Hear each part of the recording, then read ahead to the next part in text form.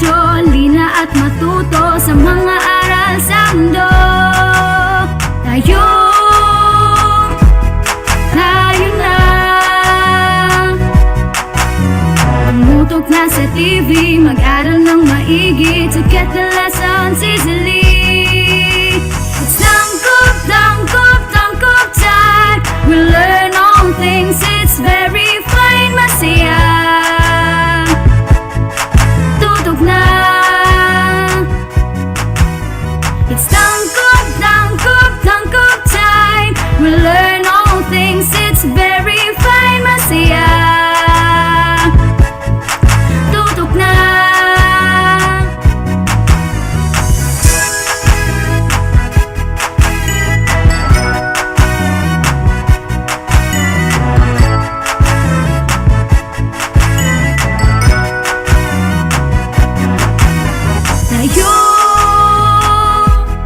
Tayo na. Let's come and learn together, supporting one another. We love, we care, we share. It's tangkop, tangkop, tangkop time. We learn all things, it's very fine, masaya. Tutok na. It's tangkop, tangkop, tangkop time. We learn all things, it's very fine, masaya. Tutok na.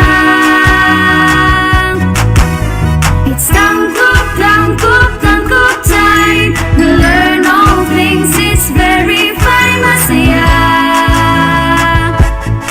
Tutok na.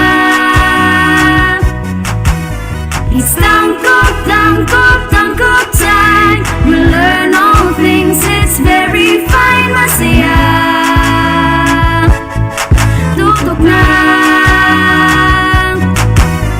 It's tangkop, tangkop, tangkop time. We learn all things, it's very fine, masaya. Tutok na. Tangkop, tangkop time.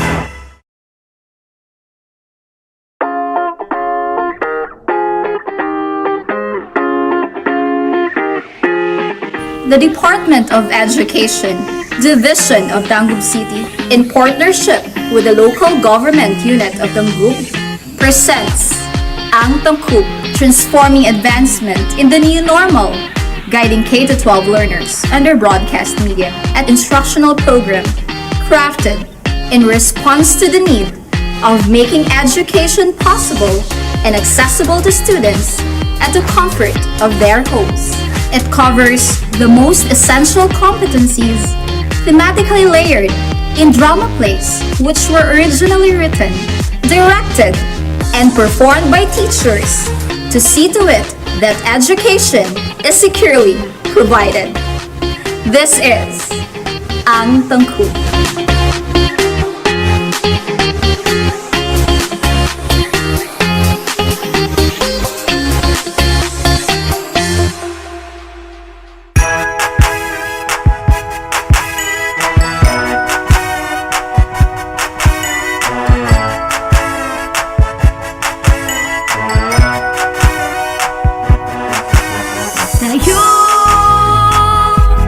Tayo na. Buksan ang mga radyo, lina at matuto sa mga aral sa mundo. Tayo na. Tumutok na sa TV, mag-aral ng maigi to get the lessons easily. It's tangkop, tangkop, tangkop time. We learn all things, it's very fine, masaya. Tutok na.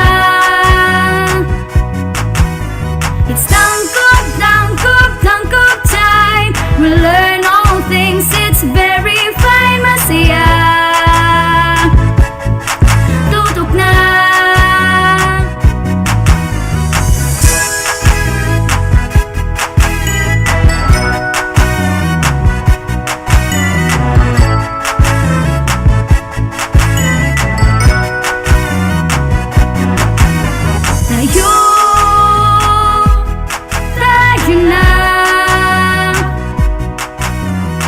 come and learn together, supporting one another with love.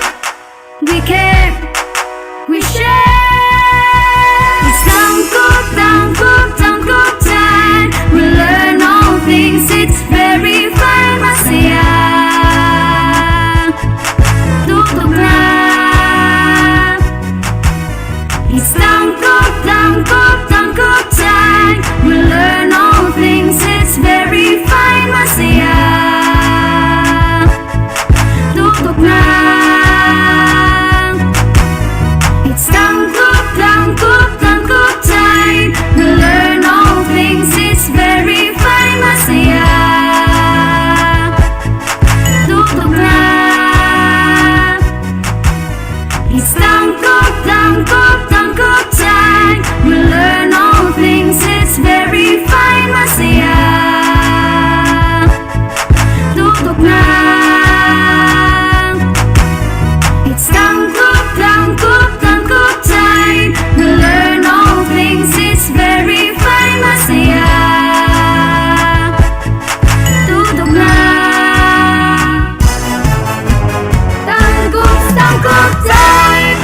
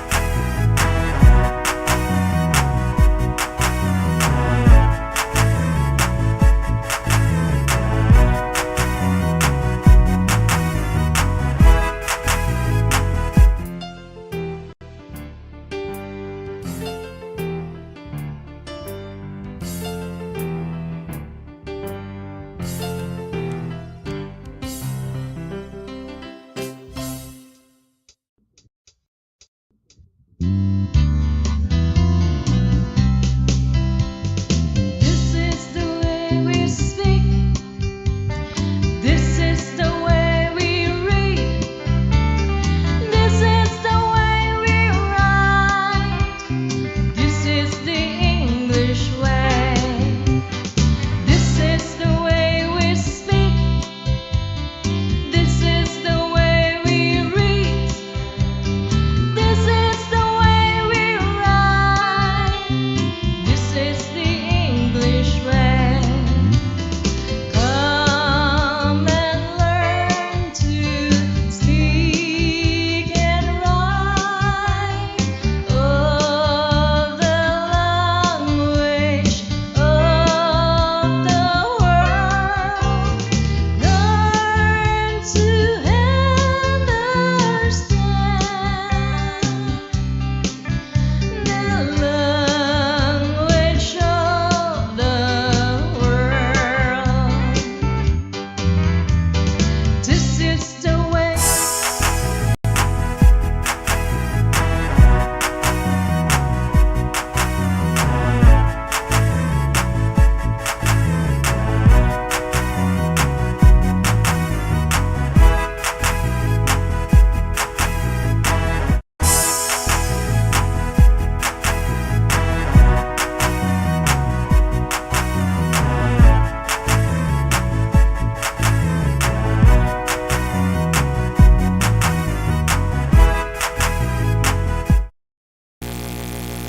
Good afternoon to our senior high school students who are watching today via our Facebook Live at DepEd Tayo Tangub and Astral Academy. I am Ma'am Mary Chris Malalis from Bintana Integrated School. And I am Ma'am Lady May Arlomayot from Maloro Integrated School, and we are your teacher facilitators for today. Alright. Now, ma'am, today is Wednesday, February 23, 2022, and we will be learning new topics today about General Physics 2 and General Biology 2. Okay, so we will be right back after a short break. This is Astral Academy Cyber School.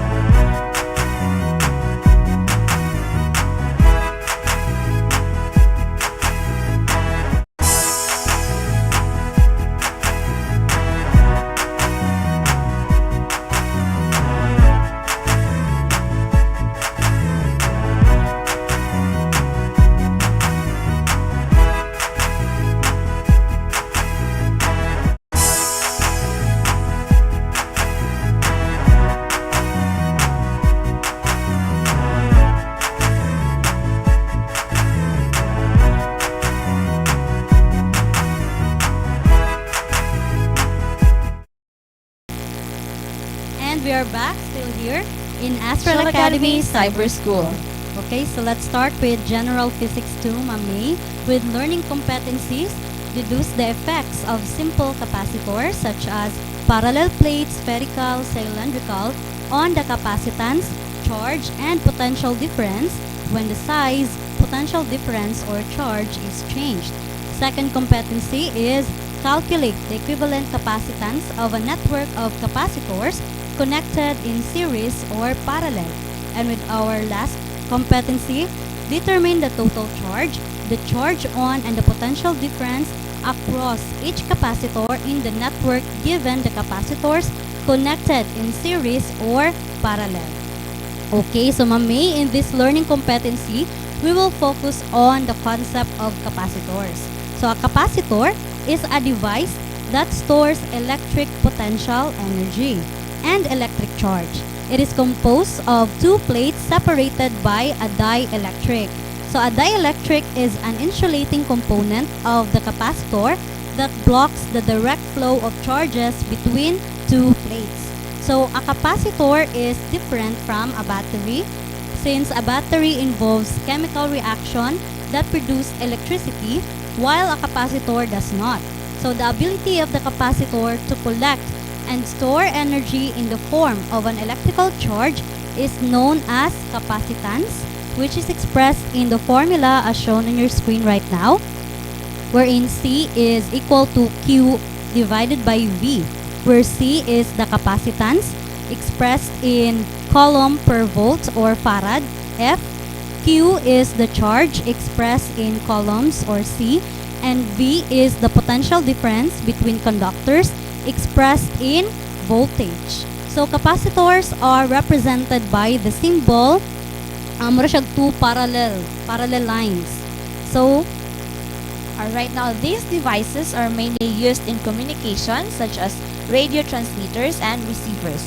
These are also used in regulating the outputs of flash units in our cameras. yes, so aside from the formula that I have mentioned a while ago, capacitance can also be solved using this formula shown on your screen. C is equal to K times epsilon naught times A divided by B, wherein C again is the capacitance, K is a dielectric or dielectric constant, epsilon naught is the permittivity of free space, which is also a constant value of 8.85 times 10 to negative 12 farad per meter. A is the plate area, and letter D is the distance between the two plates. So from the formula, we can say that the capacitance of that certain capacitor is dependent on the following variables such as the dielectric constant or the insulating material between the two plates. Another variable is the area of the plates or the plate area, and another variable that could affect the capacitance is the distance between the two plates. So as you can see, the distance or letter D is found in the denominator, which connotes an inverse proportionality to the capacitance. So in other words, the greater is the distance between the two plates, the smaller is the value of the capacitance. And the smaller the distance between the two plates, the greater is the value of the capacitance. So you can also see in your screen the value or the formula on how to solve for the electric potential energy in terms of capacitance. So from the formula of capacitance, which is C is equal to Q divided by V, we can actually derive the formula for charge, which is equal to the product of capacitance and voltage. Another derivation of the formula is that we can also divide both sides by V by letter C in order to derive the formula for V. So that will be equal to V equals Q divided by C. Now, from the formula of the electric potential energy, we have 1/2 Q times V. So again, we have derived the formula for Q, which is equal to the product of C and V. Therefore, we can substitute that one to the variable Q. So in other words, another formula for electric potential energy is electric potential energy is equal to 1/2 times CV squared. We can also have the formula for electric potential energy in terms of the two variables, charge and capacitance. So we have there, we can also use the formula U is equal to Q squared divided by 2C. Ito, so I hope na nakafollow to mga learners on Yes. how to derive formulas from the main formula na ihatag sa... That is right. Yes. And of course, do not forget that the unit for capacitance is F or farad. The unit for the electric potential energy is joules or J. Okay, so let's have this example, Ma'am May. Yes. So now for example number 1, sample problem number 1. How much charge can be stored on a 100 microfarad capacitor when placed across a 12-volt battery? And how much energy is stored in this capacitor? Yes, so we have there the different given variables. First is the capacitance, which is 100 microfarad. Another given is the voltage, which is 12 volts. So we are asked on how or the value of the charge, which is Q, and the energy or the stored energy, which is letter U. So we can actually use the formula for charge, which is Q equals C times V. And for the electric potential energy, we can actually use the formula U equals 1/2 times C V squared. Okay? So now let's derive first the value for the charge. So again, substituting the different variables, take note there that the 100 microfarad is being converted to the farad unit. So 100 times 10 to negative 6, that's the meaning of micro. 10 to the negative 6 times 12 volts. So farad can be expressed as coulomb per volt. Okay, so that's doing the multiplication process. We have there charge is equal to 1.2 times 10 to negative 3 coulombs. So that's the unit for charge. Okay, and for the stored energy, for letter U, we have 1/2 times C V squared. Okay, so 1/2 times 100 times 10 to negative 6 farad times 12 raised to the power of 2, that's 12 V squared. So the stored energy therefore is 7.2 times 10 to negative 3 joules. So it would be better, Ma'am May, no, if they have calculators at home so that they can also check whether they have arrived with the same answer. Try to follow the steps Yes. on how to solve the problem. Okay, so let's have another problem, Ma'am May. Yes, sample problem number 2. A capacitor is made of square metal plates with side length of 3 centimeters separated by distance of 1 millimeter with air between plates. Now calculate the capacitance. Okay, so we have there the different given variables. First is the side length of the square metal plate. So they have to take note of the shape of the metal plate, which is square, because that would be used in order to solve for the plate area. So the length of the metal plate is 3 centimeters. Again, the standard unit for the capacitance is meter. So that's why we should convert it to meter. So that we have 0.03 meters. Next is the distance. Distance between the two metal plates, which is 1 millimeters. So 1 mm, that will be converted again to meter. That's why we have 1 times 10 to negative 3 meter. Then we also have there the value for the dielectric constant. We have there the given, which is air. So that is the insulating material between the two plates. And the dielectric constant of air is 1. So using the formula for the capacitance, which is K times epsilon naught, or the permittivity of free space, times plate area divided by D. So you have there the different variables being substituted. So the permittivity of free space is again a constant value that talks about the ability of that certain material to allow electric field to travel. So permittivity of free space is 8.85 times 10 to negative 12 farad per meter. Then how do we solve for the plate area of square? We have to raise the length to square. So we have L squared. So that will be 0.03 squared divided by the distance between the two plates, that is 1 times 10 to negative 3 meters. So doing the For the operation, we have there the capacitance, which is 7.97 times 10 to negative 12 farad. Okay? So the negative 12, we can also express that one, Ma'am May, as picofarad. So that is, it could be 7.97 picofarad. Okay. Question, Ma'am Chris. What if the capacitors are connected in series or parallel circuit? That is right, because a capacitor could also be a component in a electric circuit. So it could also be connected in either series or parallel circuit. So let us first differentiate series and parallel circuit based on the diagram you have shown there on your screen. So in a series circuit, the current flowing throughout the circuit is just the same or equal, while in parallel circuit, the current divides in every branch or juncture. So parera na siya ng suba, Ma'am, no, diba? The current refers to as the flow of charges. So in a series circuit, isa ra ang agianan sa suba, that is why the same ang current. However, for a parallel circuit, because of the presence of the branch, maunang kung naay something dira nga juncture or kanang sa suba or bato, so mabulag yun ang flow sa water. So maunang for series circuit, total current is just equal to the current present in component 1 as well as the current present in component 2, 3, and so on. For parallel circuit, the total current or the equivalent current is just equal to the sum of all the current in all components of the circuit.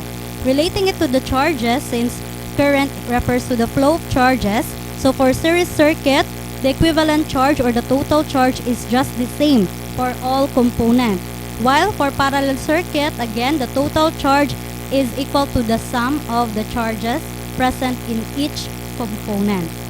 Okay, so when we talk about voltage or potential difference, the opposite happens. So for series circuit, the amount of energy to move the charges is dropped in every component. So mo nang malahi na pud siya. In terms of series and parallel circuit, in terms of voltage, parallel circuit has equal voltage in throughout the whole component. Okay. So you have there I will show you the derivation of the capacitance in series and parallel. Okay. So, the capacitance, we have there the formula for the capacitance, which is equal to Q divided by V. So we can actually use this one to derive the formula for the capacitance in series and parallel circuit. Now for series circuit, total voltage is equal to V1 plus V2 plus V3 and so on and so forth.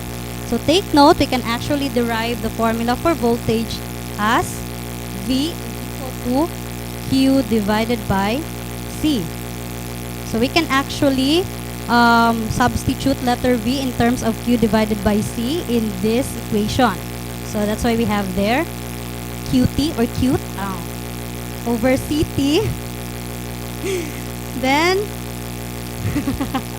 Q1 over C1. Dili siya Jollibee, ma'am. C1, Q2 over C2.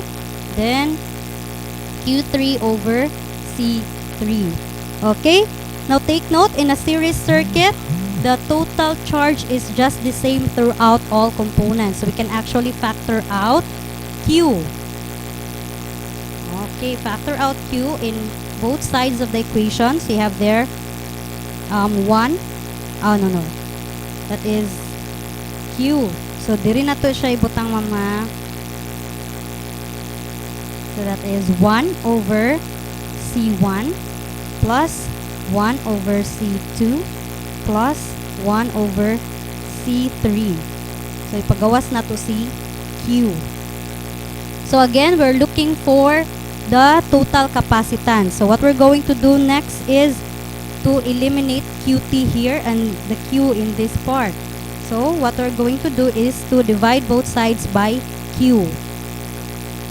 Okay. So, na-cancel out na si Q here. At the same time, na-cancel out na po si Q in this side. So what's left is 1 over CT is equal to 1 over C1 plus 1 over C2 plus 1 over C3. Oh, no. That's subscript. So that is how you get the total capacitance of a series circuit. Now, let's move on to the parallel circuit. Now, for parallel circuit, diba sa series, kung equal ang charge, sa parallel circuit, ang equal na po niya is the voltage. So, lahi na po niya ang charge. So, we will derive the formula for the equivalent capacitance using QT. So, QT is equal to Q1 plus Q2 plus Q3 and so on and so forth. Now, we can also derive this one in terms of Q in the from the formula of capacitance, which is C times V. CT and VT. This one, C1 V1 plus C2 V2 plus C3 V3. Now again, kay parallel circuit man siya, so equal ra ang voltage throughout. So we can still factor out letter V. Okay, so i-factor out na to siya. Okay, in other words, ipagawas. Okay, common factor man siya diri nga side. Okay, then divide both sides by V. So therefore, we got the total capacitance for parallel circuit as C1 plus C2 plus C3. So that's the difference when a capacitor is connected in a series or parallel circuit. Okay, so let's apply this equation with our example. Alright, so sample problem. Suppose you have two capacitors, 6.0 microfarad and 3.0 microfarad connected in series and parallel with points A and B whose potential difference is 18 volts. What is the equivalent capacitance, charge, and potential difference for each capacitor? Okay, so first we are going to determine what are the given variables. We have two capacitors. The value for C1 is 6 microfarad, C2 is 3 microfarad, and the potential difference or the voltage across points A and B is equal to 18 volts. So again, we're asked for the equivalent capacitance or the total capacitance in a series and parallel circuit, as well as the charge and the voltage for each capacitor, the voltage drop for each capacitor. So, are the units consistent with the formula? They are not consistent because see, we have there the given values microfarad. So, it must be converted first to farad. That's why we have C1 as 6 times 10 to negative 6 farad and C2 as 3 times 10 to negative 6 farad. Now, let us start first with our equivalent capacitor in a series circuit. So, for series combination of C1 and C2, we solve first for the equivalent capacitance using our equation, that is the reciprocal of the equivalent capacitance is equal to 1 over C1 plus 1 divided by C2.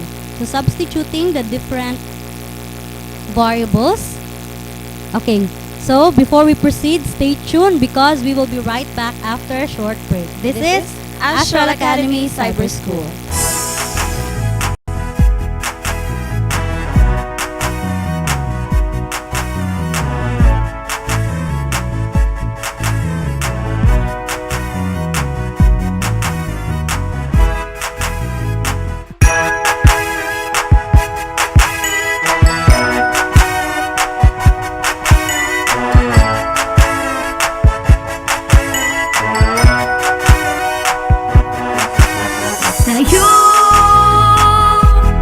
Tayo na. Buksan ang mga radyo, lina at matuto sa mga aral sa mundo. Tayo na. Tumutok na sa TV, mag-aral ng maigi to get the lessons easily. It's tangkop, tangkop, tangkop time. We learn all things, it's very fine, masaya. Tutok na. It's tangkop, tangkop, tangkop time. We learn all things, it's very fine, masaya. Tutok na.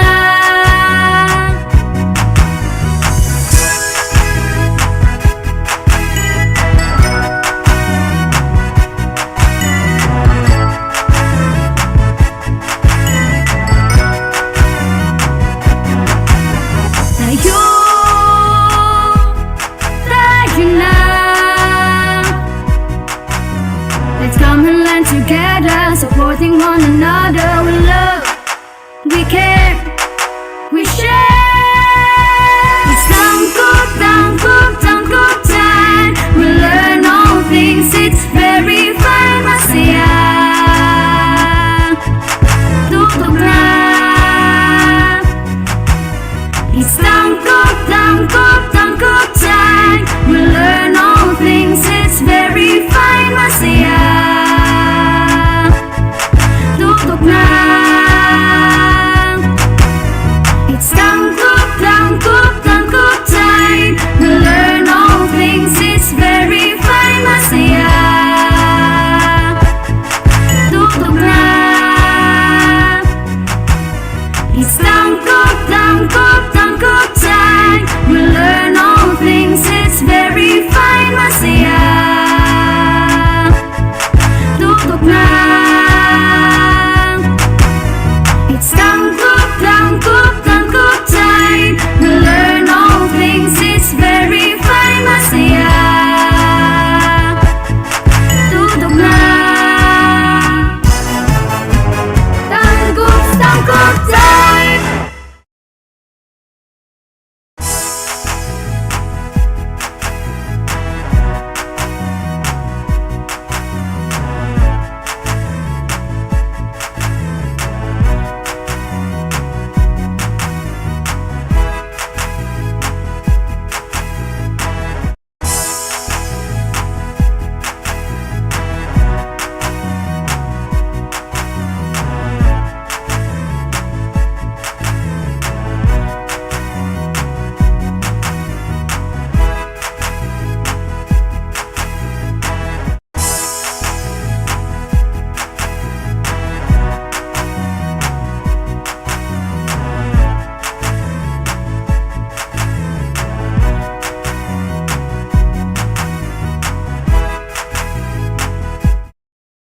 And we're back still here in Astral Academy Cyber School. Okay, so to continue our discussion on the given example, Ma'am May, no, we have there the way or the ways on how to solve for the equivalent capacitance for two capacitors connected in a series circuit. So you have there substituting 1 over C1, that's 6 times 10 to negative 6 farad, plus 1 divided by 3 times 10 to negative 6 farad. So you have there 5 times 10 to the power of 5 farad raised to negative 1, meaning to say, because that is still 1 over CQ, Ma'am May, so we still need to get the reciprocal of that certain expression. So you have there C, equivalent capacitance is equal to 2 times 10 to negative 6 farad. Again, gikuha na to ang reciprocal ni 5 times 10 to the power of 5 farad, which is 1 divided by 5 times 10 to the power of 5 farad. So that is, in other words, the equivalent capacitance is 2 times 10 to negative 6 farad. Then after that, we solve for the charge for the given potential difference and computed the equivalent capacitance. So the computed value of charge will be the charge for each capacitor C1 and C2. So recall that charges for each capacitor in a series circuit or series combination are just the same. Therefore, Q1 is equal to Q2, or the charge for C1 is equal to the charge for C2. There, we have the formula for charge, which is equivalent capacitance times the voltage. So equivalent capacitance is 2 times 10 to negative 6 farad times 18 volts. So that is equal to 3.6 times 10 to negative 5 coulombs. So that is again Q1 and Q2. Now for the potential difference in each capacitor, we will solve using the formula Q divided by C, or Q divided by C1 or Q divided by C2. Now for voltage drop across capacitor 1, you have there 3.6 times 10 to negative 5 coulomb divided by C1, which is 6 times 10 to negative 6 farad. That is equal to 6 volts. So the voltage drop across capacitance or capacitor 1 is 6 volts. Now for capacitor 2, you have there 3.6 times 10 to negative 5 coulomb divided by 3 microfarad, or 3 times 10 to negative 6 farad is equal to 12 volts. Okay. Now, for parallel combination of C1 and C2, sayon-sayon na siya mamay, no? Because we do not need to get the reciprocal of the equivalent capacitance. So we directly get the sum of C1 and C2, that is equal to 9 times 10 to negative 6 farad, or 9 microfarad. And the potential difference for C1 and C2 is equal to 18 volts. Ngano gali na siya? Because for parallel capacitor or for parallel circuit, the voltage is just the same for all components. That's why V1 is equal to V2, that is equal to 18 volts. Now for the charge for each capacitor C1 and C2, we will use the formula C times V. Now for Q1, you have there 6 times 10 to negative 6 farad times 18 volts. That is equal to 1.08 times 10 to negative 4 coulombs. And for Q2, you have there C2 times V. It is 3 times 10 to negative 6 farad times 18 volts, which is equivalent to 5.4 times 10 to negative 4 coulombs. So what is the conclusion, Ma'am May? So therefore, in a series connection, C1 and C2 has an equivalent capacitance of 2 times 10 to the power of negative 6 farad, a potential difference of 6 volts and 12 volts respectively, and a uniform charge of 3.6 times 10 to the power of negative 5 coulombs. And in parallel connection, C1 and C2 has an equivalent capacitance of 9 times 10 to the power of negative 6 farad, a potential difference of 18 volts, and magnitude of charge, which is 1.08 times 10 to the power of negative 4 coulombs and 5.4 times 10 to the power of negative 4 coulombs respectively. Okay, so that's it for our learning competencies today in General Physics 2. Hope they have understood, no? Yes. Or they have gained inputs about capacitors. Okay, so more discussion when we return. This is Astral Academy Cyber School.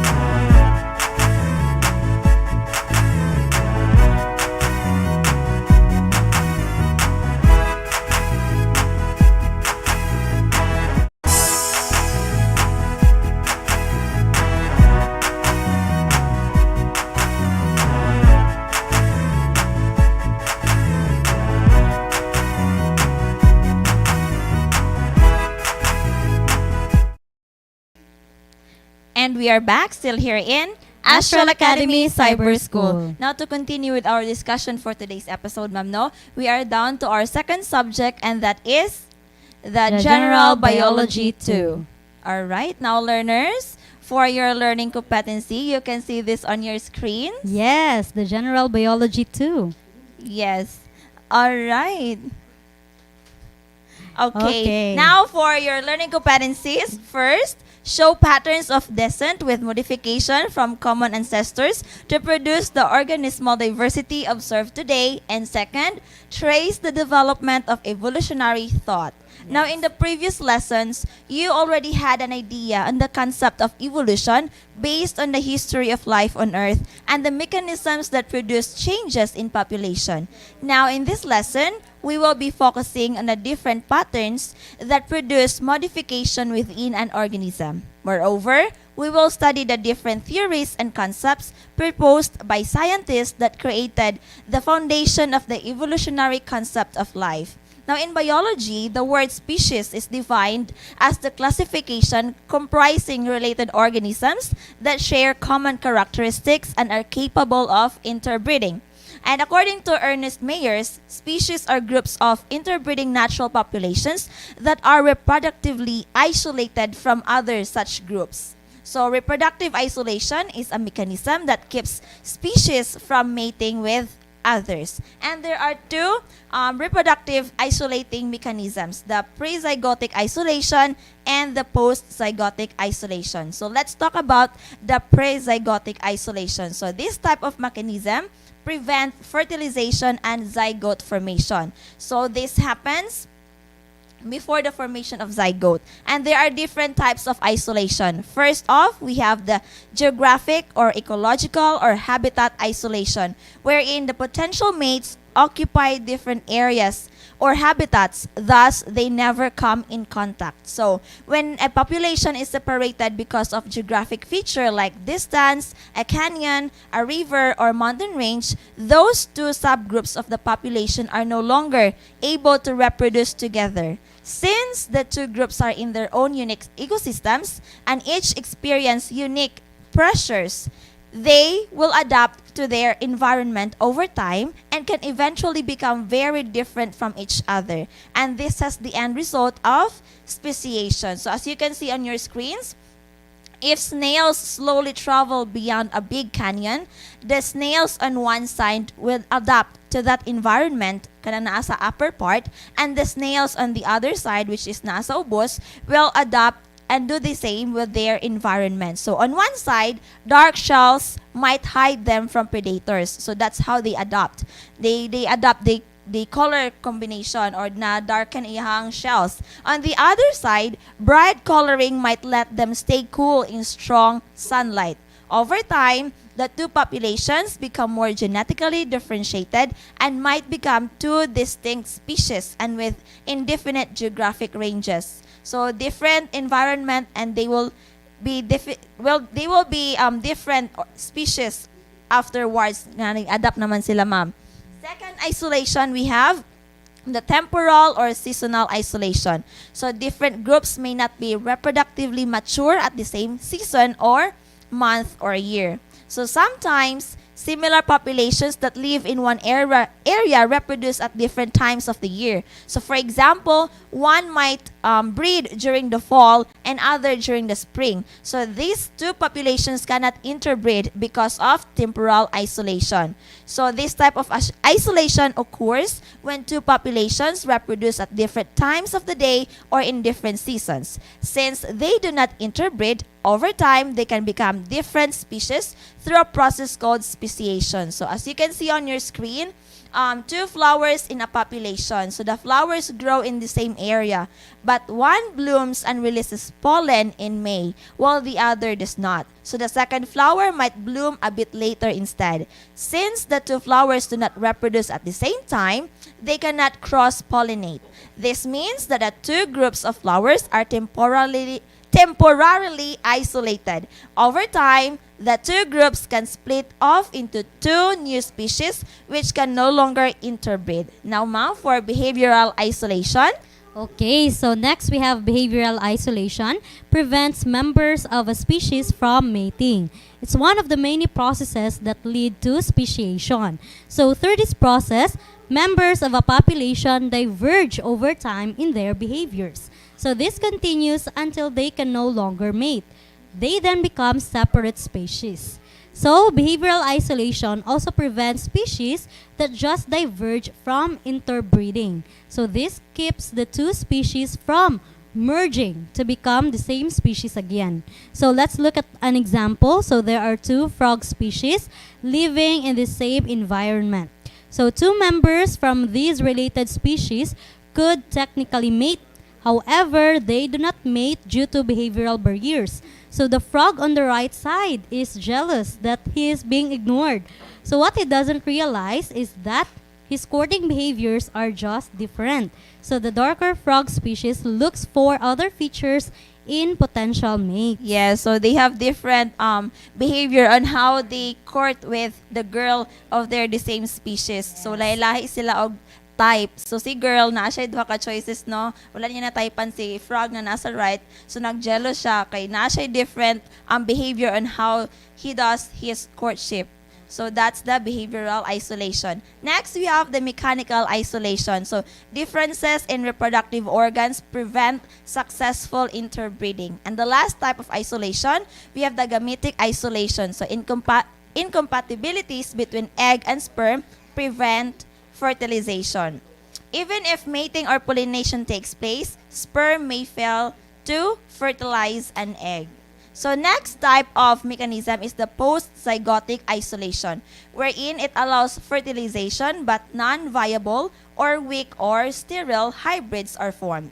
When we say hybrids, this is the result of the mating of two different species or interspecies mating. So now type of isolation. First, we have the hybrid inviability. So the fertilized egg fails to develop past the early embryonic stages. So a hybrid individual develops but either dies before birth or if born alive cannot survive maturity. So for example, when tigers and leopards are crossed, the zygote begins to develop but the pregnancy ends in miscarriage or stillborn. So even though maanak siya, pero short-term raya siya mabuhi.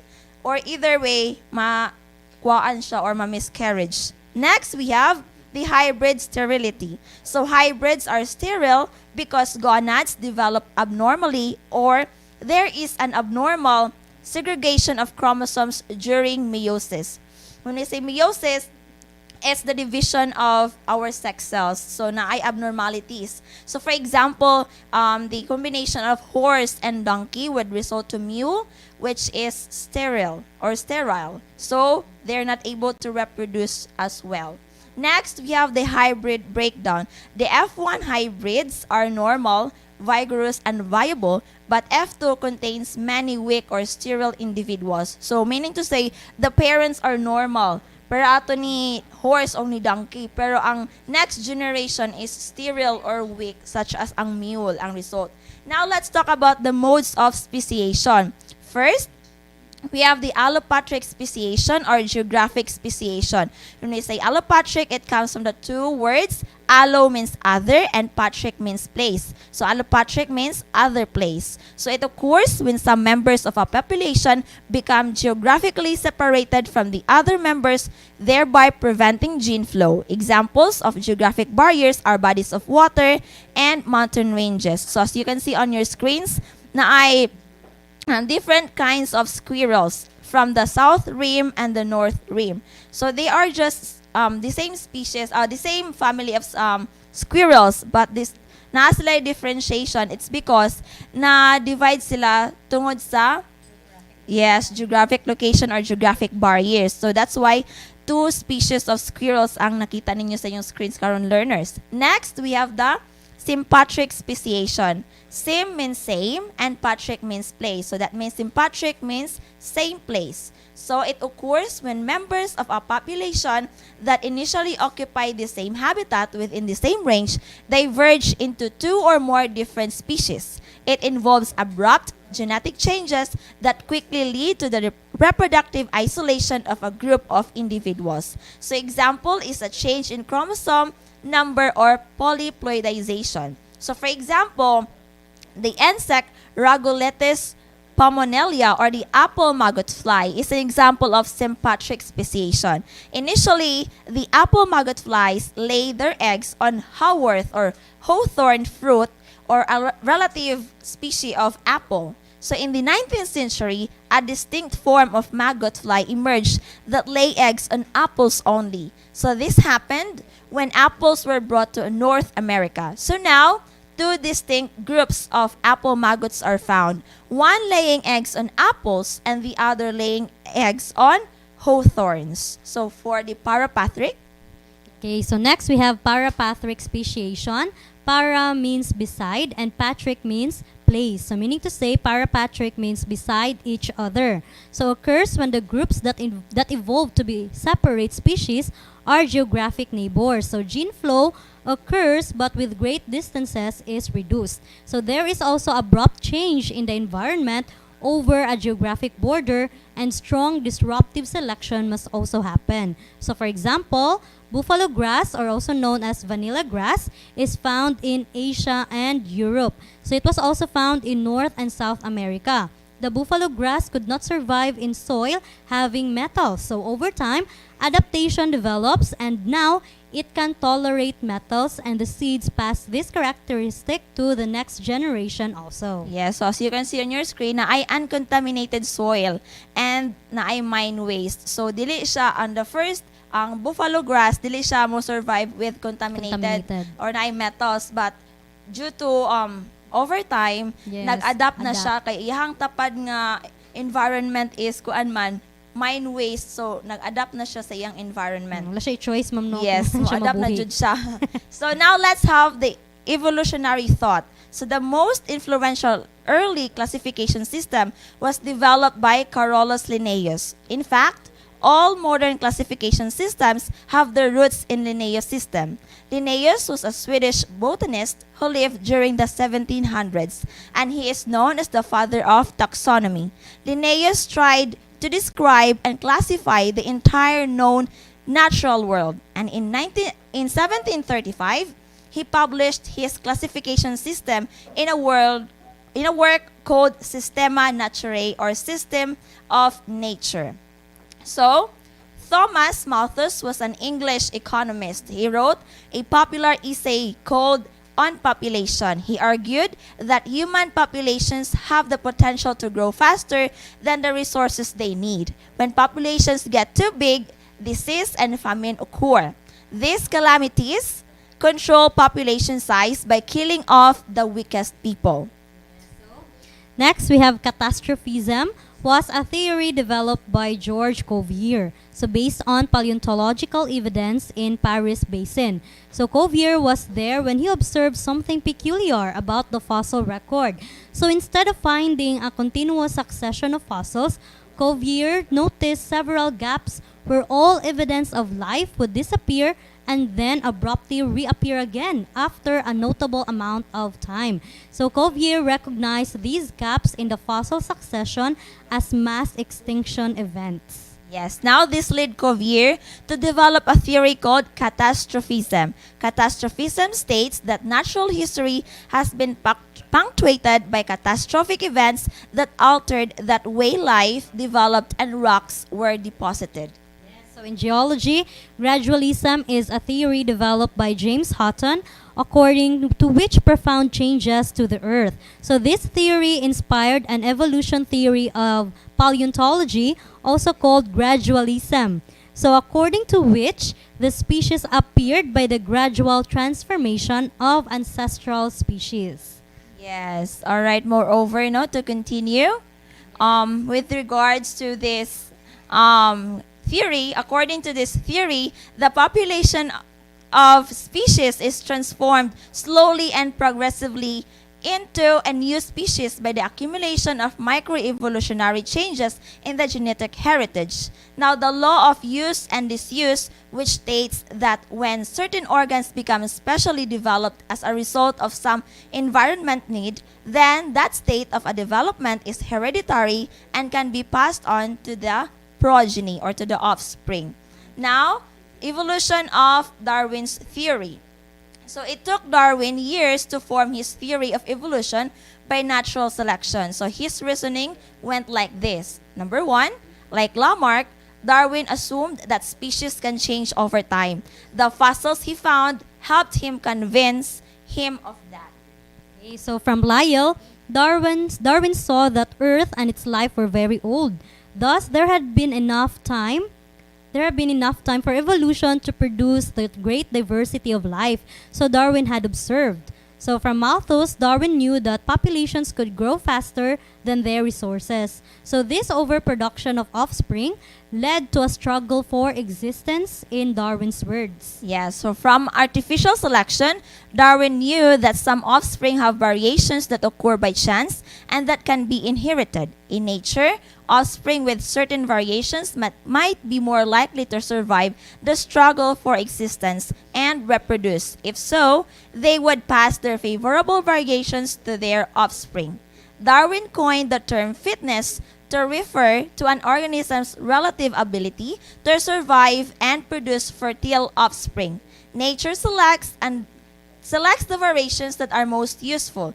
Therefore, he called this type of selection natural selection. And lastly, Darwin knew artificial selection could change domestic species over time. He inferred that natural selection could also change species over time. In fact, he thought that if a species could change enough, it might evolve into new species. Alright, so we will be right back, learners, after a short break. This is Astral Academy Cyber School.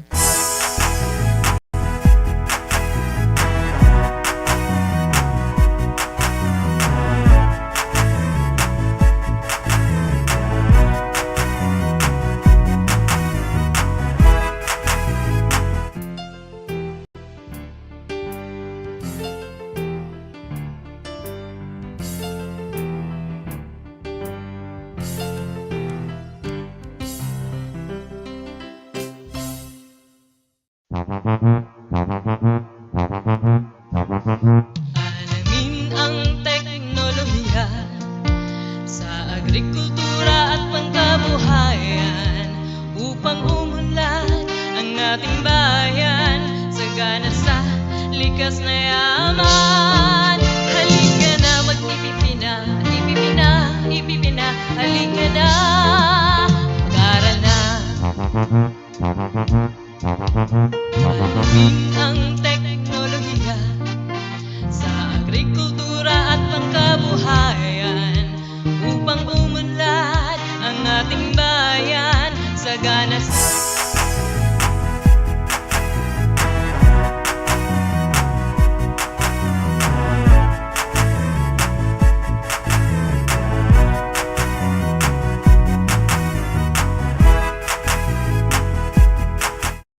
We are back, still here in Astral Academy Cyber School. Now, learners, for your activity for this episode, you're going to research 3 similar species with different characteristics. So, for example, the gardener snakes that live in the same region. So, one lives in water and one lives in land. Okay. And the second activity is just true or false. They're going to identify if the statements are true or false. Yes. And we're done with our discussion for General Biology 2. And this time, makita na nila ang ilahang second attendance marker for senior high school learners. Okay, so kindly take note of your second attendance marker on top of your screen.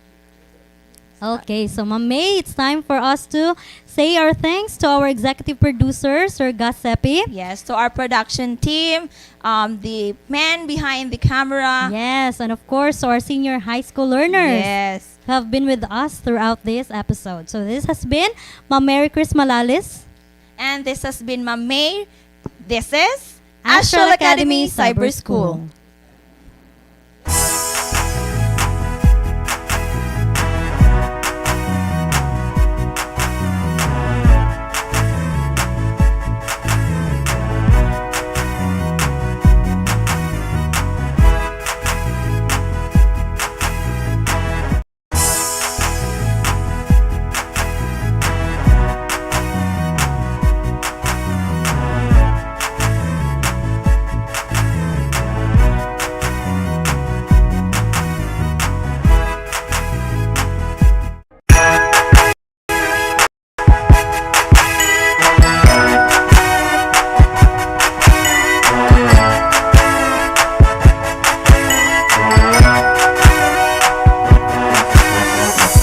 The Department of Education, Division of Dangub City, in partnership with the local government unit of Dangub, presents Ang Tangkub, transforming advancement in the new normal, guiding K-12 learners under broadcast media, crafted in response to the need of making education possible and accessible to students at the comfort of their homes. It covers the most essential competencies thematically layered in drama plays, which were originally written, directed, and performed by teachers to see to it that education is securely provided. This is Ang Tangkub. It's Tangkub, Tangkub, Tangkub time. We learn all things, it's very fun, masaya. Tangkub time.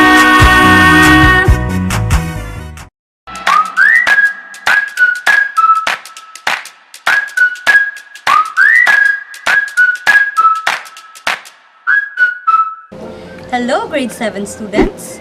Welcome to the third episode for quarter 3 of Ang Tangkub, TV-based instruction.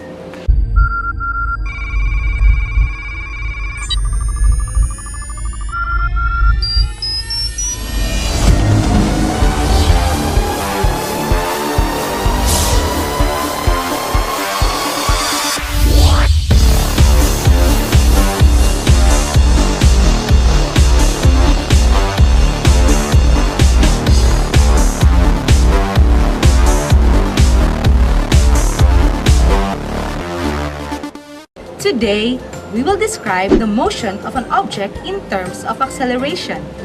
Further, we will also create and interpret visual representation of the motion of objects, such as tape charts and motion graphs. Vehicles rarely move at constant speed, but oftentimes they change speed. If we consider this figure, which shows the speedometer readings of a car at 1 second interval within 4 seconds, initially the car was at rest. The car started to move and after a second, the speed was 5 kilometers per hour. At 2 seconds, the car's speedometer's reading was 15 kilometers per hour. Another second later, the car's speed reached 30 kilometers per hour. Finally, at 4 seconds, the speed was 50 kilometers per hour. The changing motion of the car can be described in terms of acceleration. Acceleration is defined as the rate of change in velocity. In equation, acceleration is equal to change in velocity over change in time, which is expressed by the symbols A is equal to change in velocity over change in time. Change in velocity is the difference between the final velocity, which is expressed in Vf, and the initial velocity, which is expressed in Vi. In symbols, change of velocity is equal to final velocity minus initial velocity. Change in time is the difference between the final time, Tf, and the initial time, Ti. In symbols, change in time is equal to final time minus initial time. Thus, acceleration is equal to final velocity minus initial velocity over final time minus initial time. For example, a passenger jeepney having a motion with a speed of 10 meters per second to 20 meters per second in 10 seconds. Calculate the acceleration of the object. Given figures from the problem are final velocity is equal to 20 meters per second, initial velocity is equal to 10 meters per second, and the change in time is equal to 10 seconds. Solving for acceleration is equal to final velocity minus initial velocity over the change in time. Substitute the given figures is equal to 20 meters per second minus 10 meters per second over 10 seconds. Therefore, acceleration is equal to 1 meter per second squared. Take note, the unit of acceleration is meters per second squared. When a moving body decreases its velocity, it is said to decelerate. This means that a negative velocity is also called deceleration. Deceleration is the opposite of acceleration, where the velocity of an object slows down.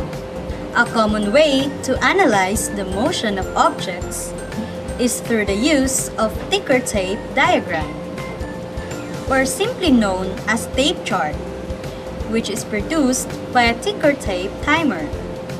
A ticker tape timer records the time of motion and distance traveled by a moving body. A paper tape is placed under a carbon disc beneath the clapper of the timer. As the body moves, it pulls the paper tape with it. When the timer is switched on, the clapper moves up and down regularly and strikes the carbon disc.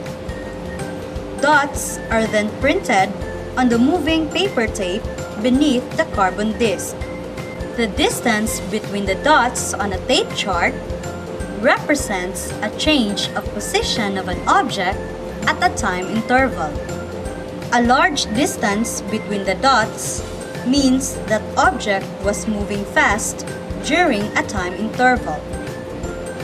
On the contrary, a small distance between the dots indicates that the object moved slowly during the time interval. The interpretation of the motion of an object depends on the distance between the dots during a specific time interval.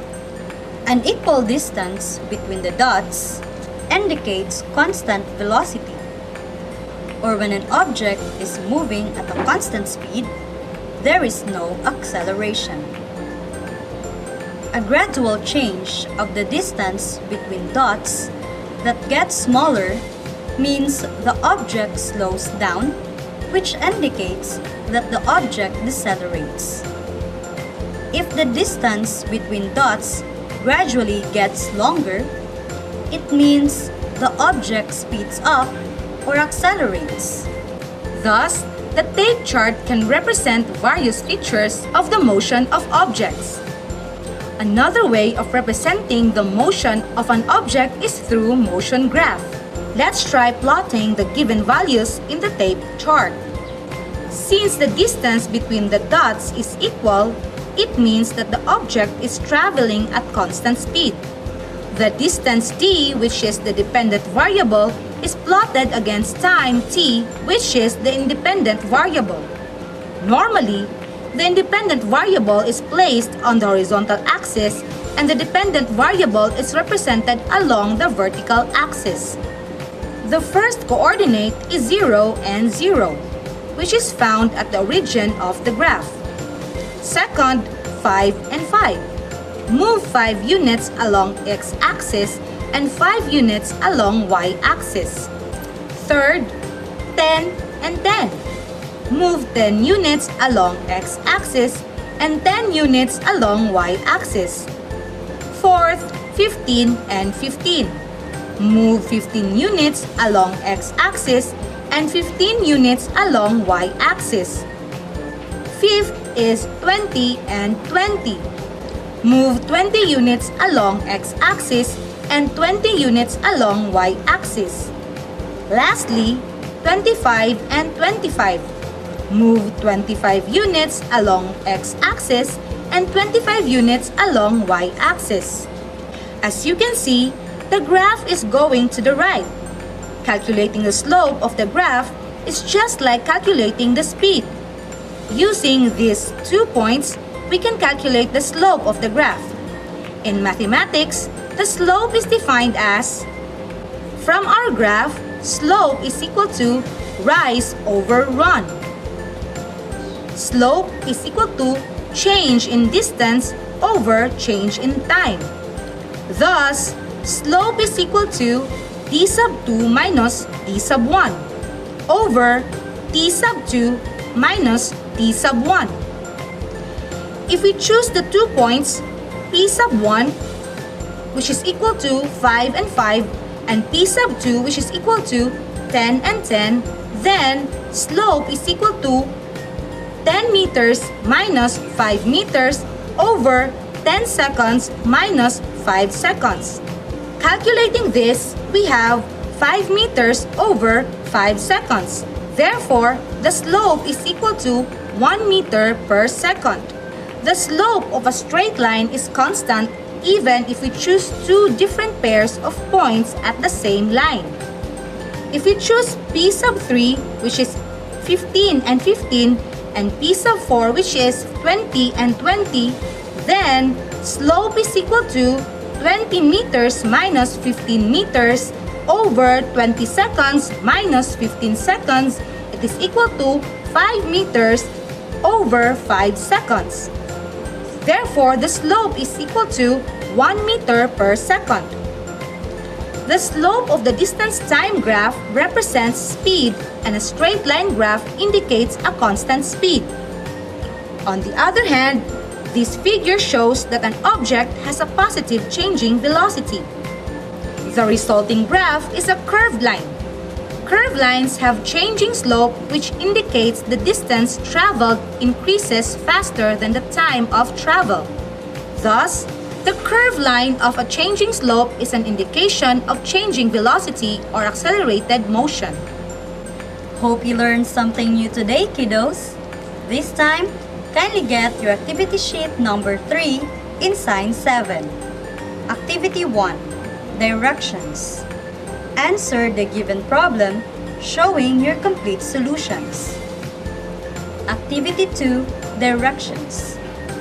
Illustrate the graph and draw a thicker line based on the given scenario. Use your time wisely, learners. Good luck and God bless. Grade 8 learners, stay tuned for Science 8 is coming next. This has been Miss Bernalyn Carpio And Miss Mary Chris Malales, your science teachers. Always remember to keep reading, keep watching, and keep learning at home. Bye!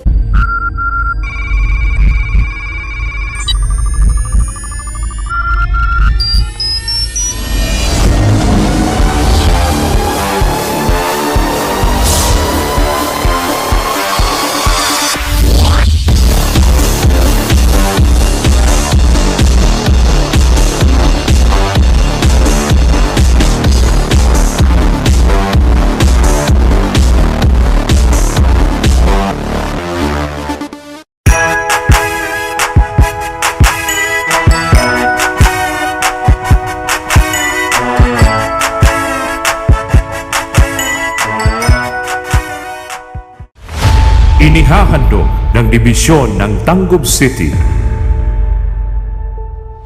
ang iba't ibang kwento, aral at kaalaman habang kayo ay nasa inyong mga tahanan. TV-based instruction.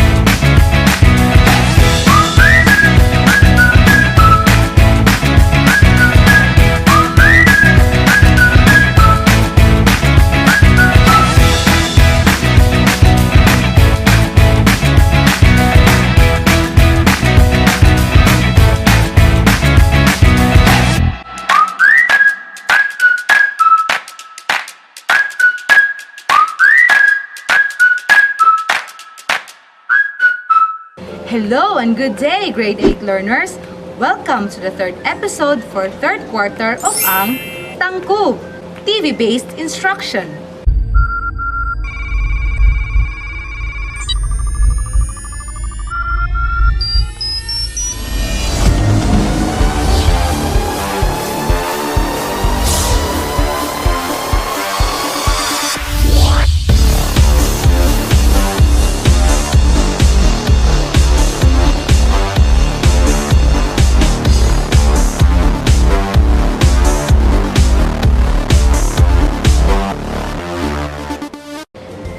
our lives and in everything we do, we seek to order into the ever-changing world we live in. Matter is made up of atoms and molecules. Atoms are the building blocks of matter. Matter can exist in three phases: solid, liquid, and gas. There are different arrangements of atoms in these phases, which enable us to distinguish one kind from the other.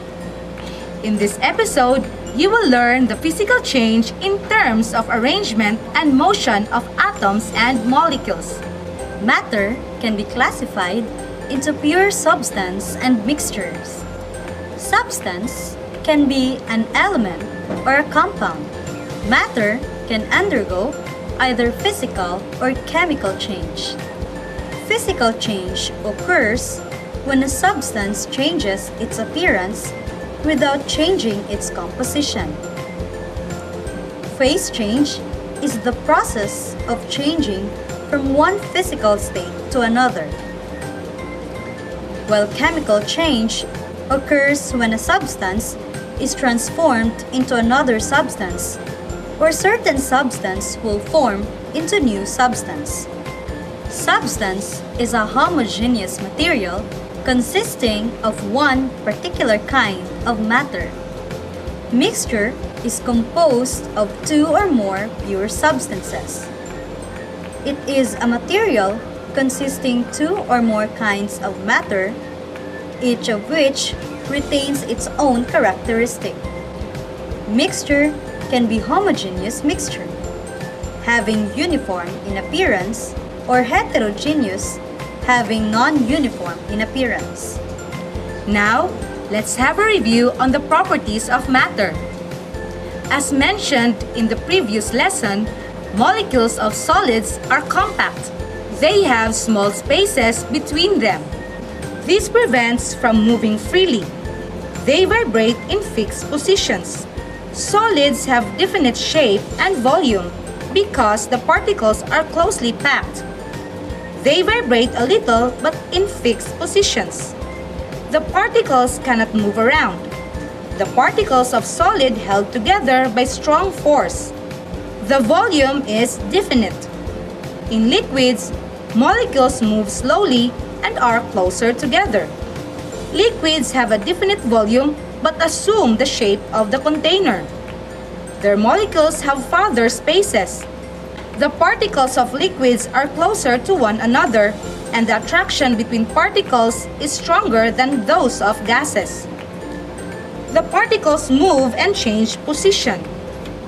Gas has no definite shape and volume. It spreads to fill up whatever space is available. Gas particles are widely in gas molecules. Gases move very fast and are far from each other. The existence of matter in a solid, liquid, or gaseous phase enables us to infer the structure of matter. Scientists theorize that molecules are further composed of particles, even smaller, called atoms. In 1805, John Dalton, an English scientist, proposed the atomic theory of matter. This theory states that all matter consists of very tiny particles, the atoms. In some cases, a molecule is made up of only one atom. An example of this is a molecule of water, which is composed of two atoms of hydrogen and one atom of oxygen. The molecules are constantly moving. Molecules of liquids and gases spread from where there are more of these molecules to places where there are few molecules. This process is known as diffusion. Phase changes of matter are physical changes of matter. The process when solid turns to liquid is known as melting, while liquid to gas is evaporation. Sublimation occurs when solid turns to gas. The process when liquid turns to solid, on the other hand, is called freezing. Condensation is when gas turns to liquid, and finally, when gas turns to solid, it is called deposition. Hope you learned something new today, learners. Now, kindly get your activity sheet number 3 in Science 8. Directions. Write your answers in 1 to 3 sentences in each question. Good luck and God bless, learners. Please prepare, grade 9 students, for Science 9 is coming next. This has been Miss Fernalene Carpio And Miss Mary Chris Malalis, your science teachers. always remember to keep reading, Keep watching and keep learning at home. Bye!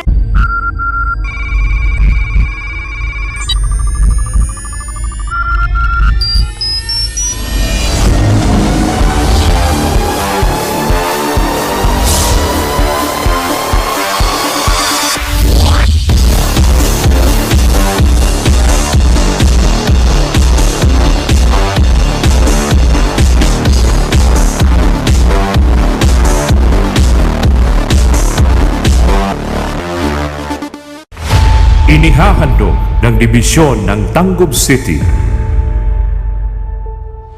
ang iba't ibang kwento, aral, at kaalaman habang kayo ay nasa inyong mga tahanan.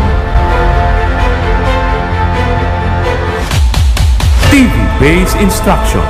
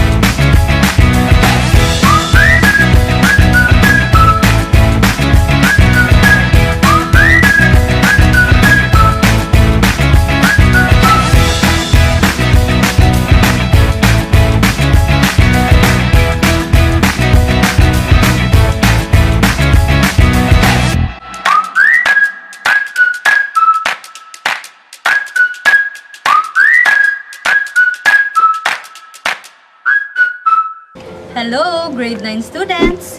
Welcome to the third episode for quarter 3 of Ang Tangkub, TV-based instruction.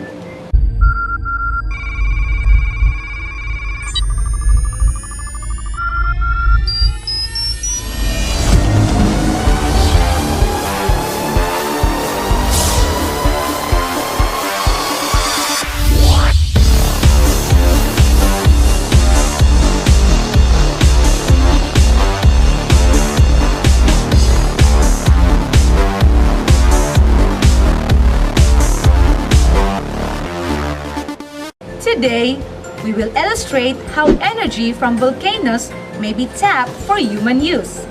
Specifically, we will describe geothermal energy and locate places in the Philippines that use geothermal energy. Recall that the Philippines is located along the Pacific Ring of Fire, a zone of volcanoes and volcanic activities. In this area, energy has been collected from them, making our country ranked second in the world's production of geothermal energy. If you were to dig a big hole straight down into the ground, you would notice that the temperature below is getting hotter the deeper you go. Why? That is because that heat is referred to geothermal energy. Geothermal energy comes from the heat within the earth. The word geothermal comes from the Greek words geo, meaning earth, and thermi, meaning heat. This energy is then used to power generators in the production of electricity. Geothermal energy is a renewable energy source because water is replenished by rainfall and heat is continuously produced inside the earth. Many ancient peoples, including the Romans, Chinese, and Native Americans, used hot mineral springs for bathing, cooking, and heating. Using geothermal energy to produce electricity was initiated by a group of Italians who built an electric generator at Lardarello in 1904. Their generator was powered by the natural steam erupting from the earth. According to the Department of Energy, 14.4% of the electricity in the Philippines is geothermal generated, such as in Tiwi, Albay, Kidapawan in North Cotabato, Calaca in Laguna, Tonggonan in Leyte, Bago City in Negros Occidental, Valencia in Negros Oriental, and Pacon in Sorsogon. Power plants are built in an area where it is particularly hot just below the surface, such as near a group of geysers, hot springs, or volcanic activity. In 2008, the Congress in the Philippines enacted Republic Act No. 9513 that promotes the development, utilization, and commercialization of the renewable energy resources. It is in the same act where geothermal energy resources were defined as renewable mineral resources that have to be harnessed by geothermal energy systems. This enactment, coupled with the trends in renewable energy, have increased geothermal activity within the country. Geothermal exploration and development are currently done by the private sector, with the little to no help from the government. This is as a result of the government's decision to privatize the power generation. The government plays its role through the Department of Energy, or DOE, which negotiates geothermal service contracts in accordance with PD 1442, or the Geothermal Service Contract Law of the Philippines. The map shows the places under geothermal service contracts. The place with a geothermal power plant symbol represents the producing field, while the red dot is under exploration or development. Some of the geothermal power plants are Mount Makiling, Banahaw, Laguna or Quezon, Tiwi in Albay, Bacon, Manito, Sorsogon or Albay, Northern Negros, Negros Occidental, Tungunan, Leyte, Palintinon, Negros Oriental, and Mount Apo of North Cotabato or Davao. While the places under exploration are Kalinga Province, Mount Labo, Camarines Provinces, Mabini, Batangas, Biliran in Biliran Province, Mount Caballan, Southern Leyte, and Amacan of Compostela Valley. That's it for today, grade 9 learners. This time, kindly get your activity sheet number 3 in Science 9. Activity 1. Modified matching type. Directions. Rearrange and match the scrambled letters on the left with the phrase or word that describes on the right. Write your answer on the space provided. Activity 2. Identify me. Directions.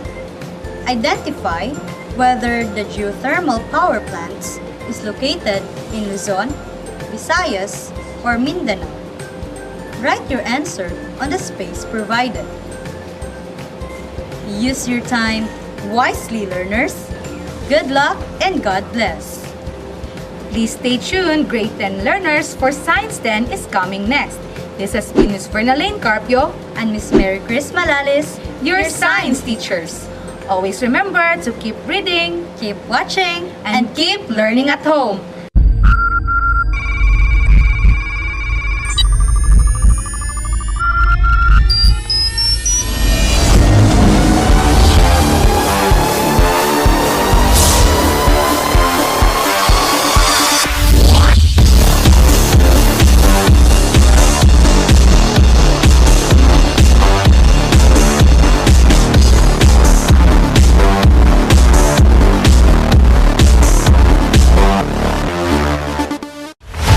Inihahandog ng Dibisyon ng Tangub City ang iba't ibang kwento, aral at kaalaman habang kayo ay nasa inyong mga tahanan. TV-based instruction.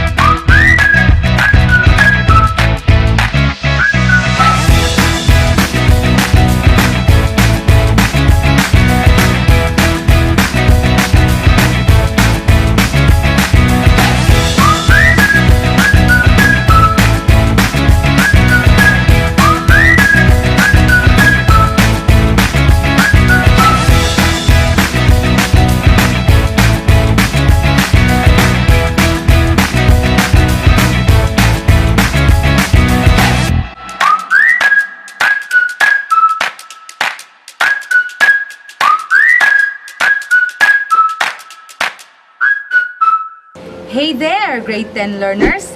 Welcome to the third episode for third quarter of ang Tangkub, TV-based instruction.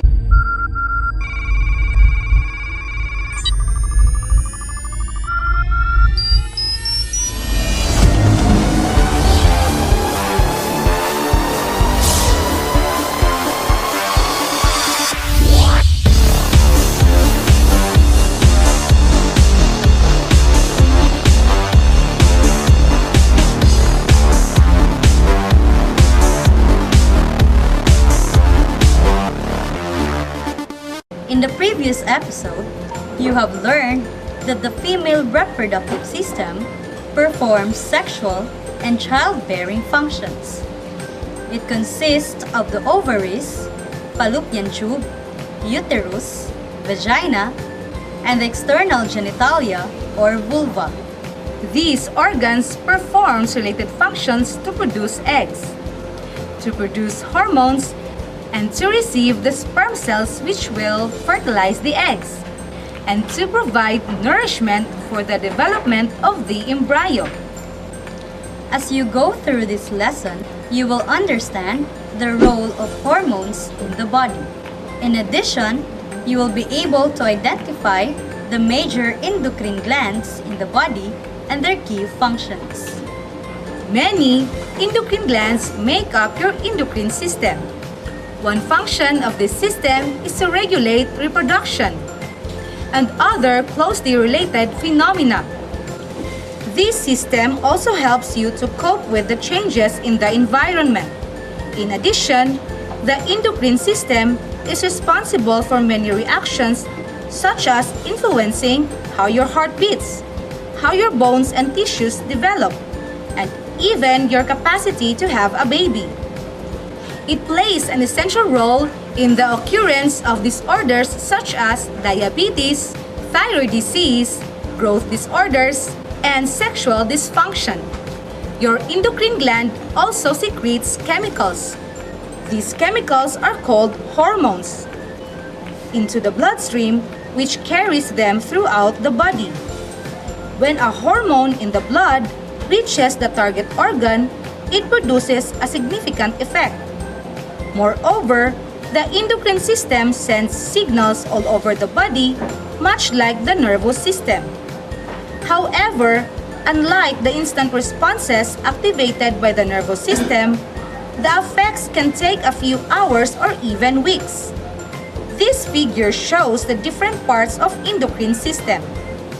Hormones help regulate body processes, such as growth, development, metabolism, and response to stimuli.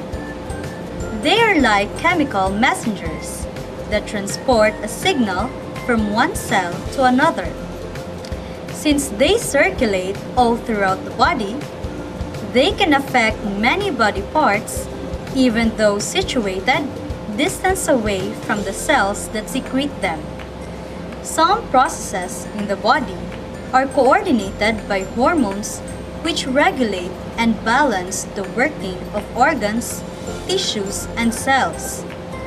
Both men and women produce hormones in the same areas, with one exception, the reproductive glands. Extra male hormones are produced in the testes, while female hormones are produced in the ovaries. In terms of their body effects, they can also vary.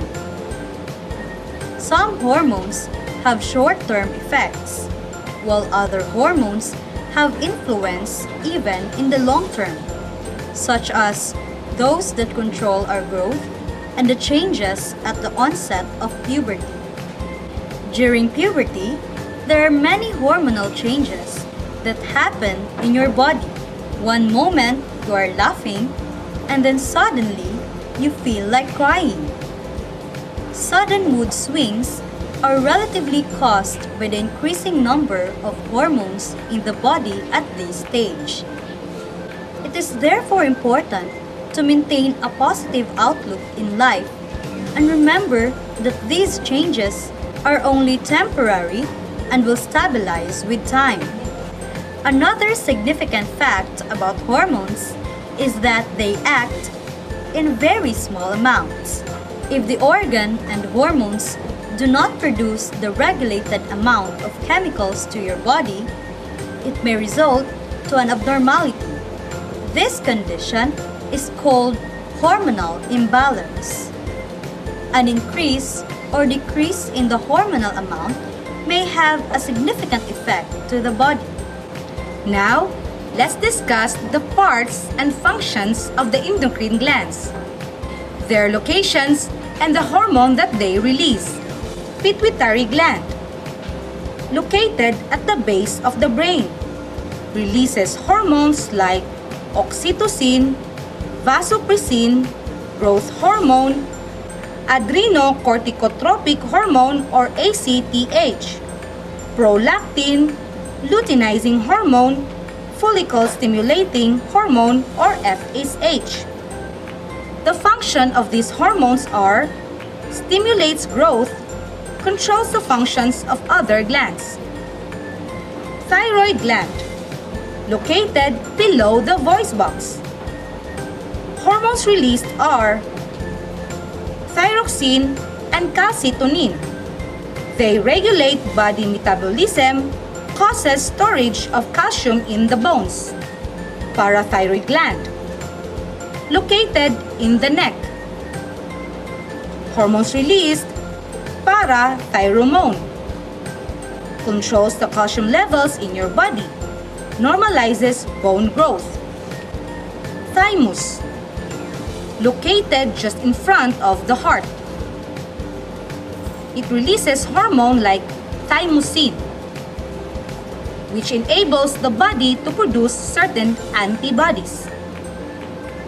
Adrenal gland, located just on top of the kidneys. Hormones release is adrenaline,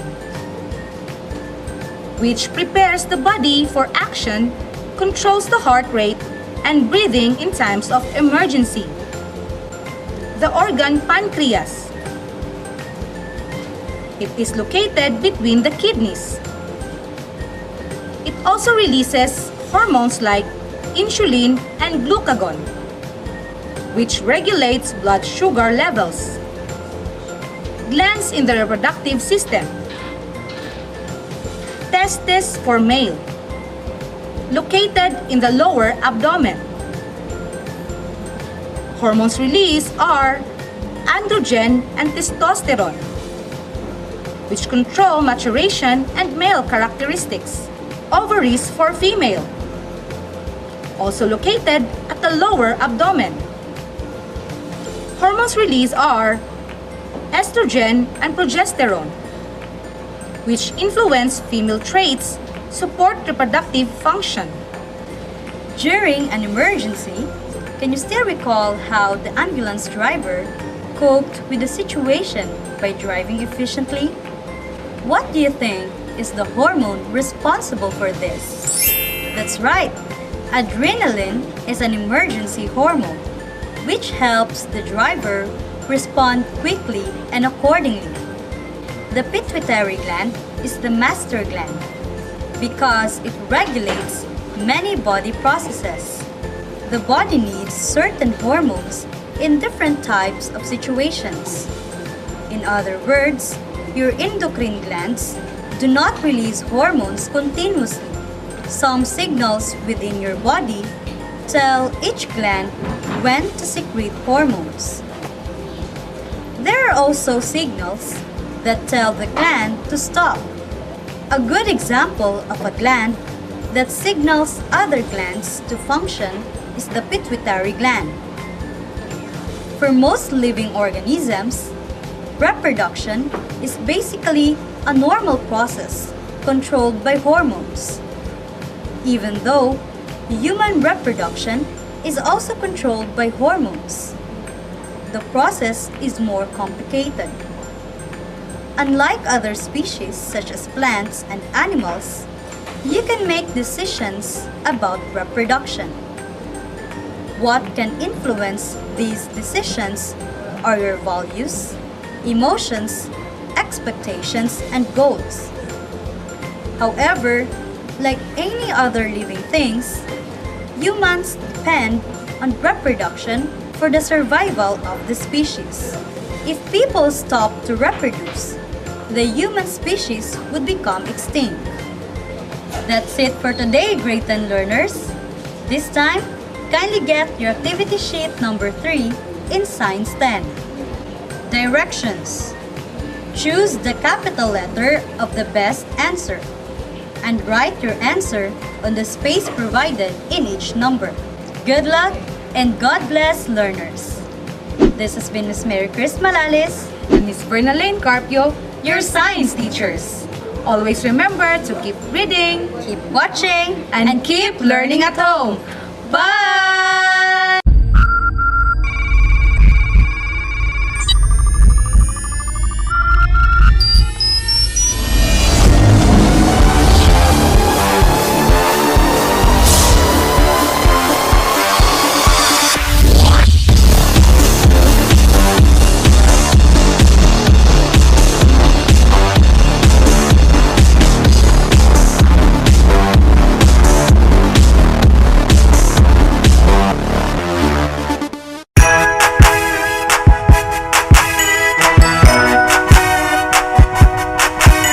We hope that you have learned the most essential lessons you need to master.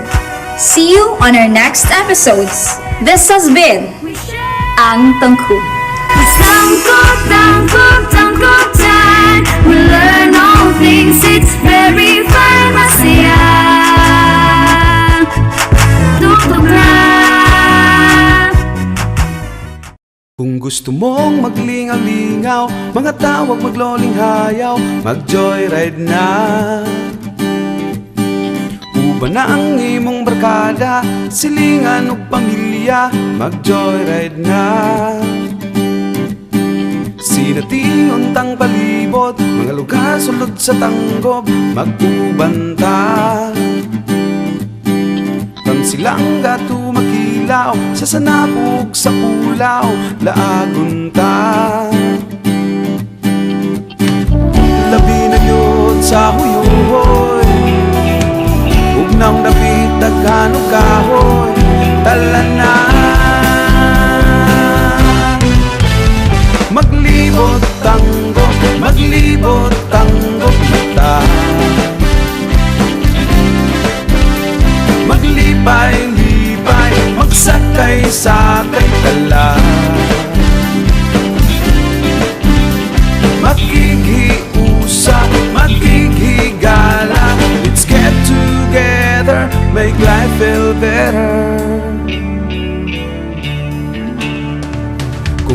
ka og entertainment, for fun and for enjoyment, no problem ka.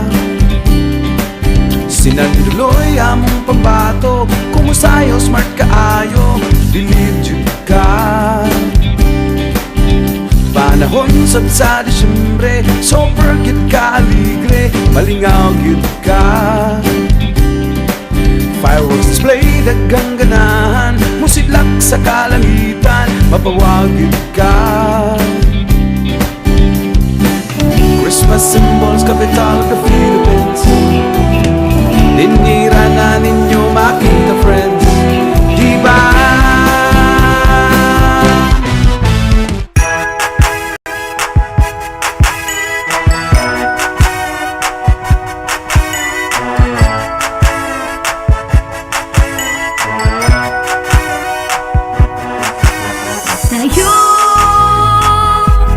Tayo na, buksan ang mga radyo, lina at matuto sa mga aral sa mundo. Tayo na,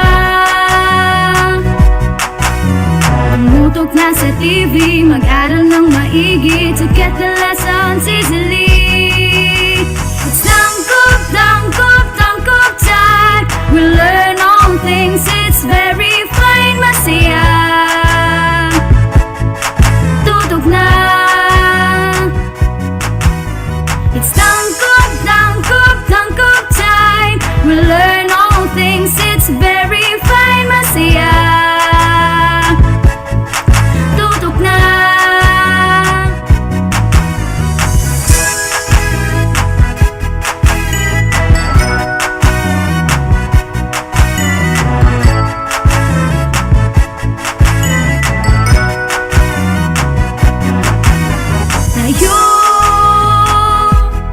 Tayo na.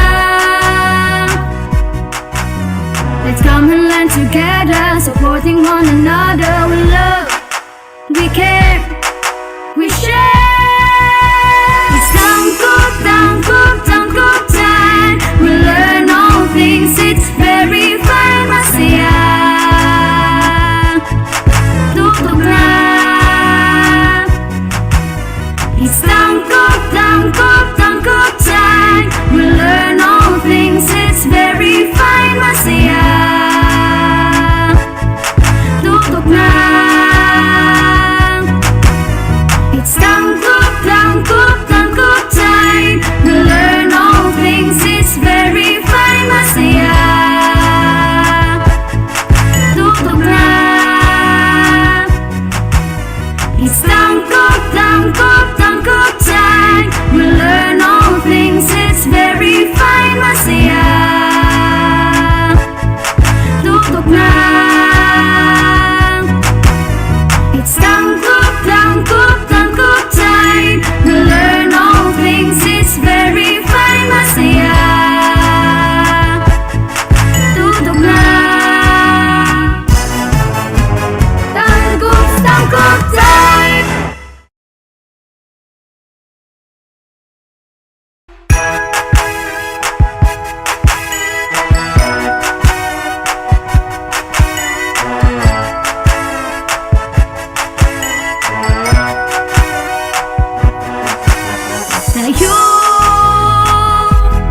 Tayo na.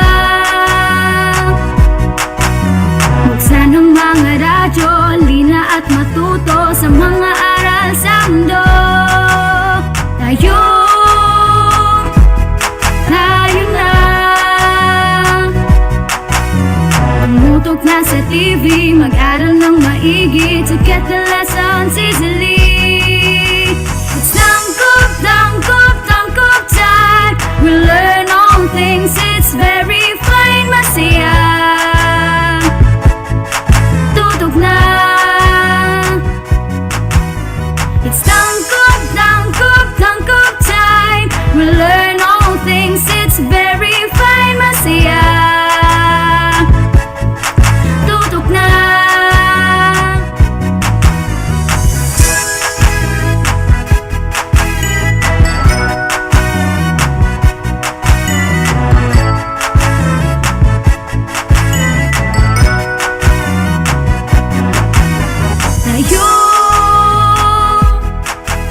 tayo na. Let's come and learn together, supporting one another. We love, we care, we share. It's tangkop, tangkop, tangkop time. We learn all things, it's very fun, masaya. Tutok na.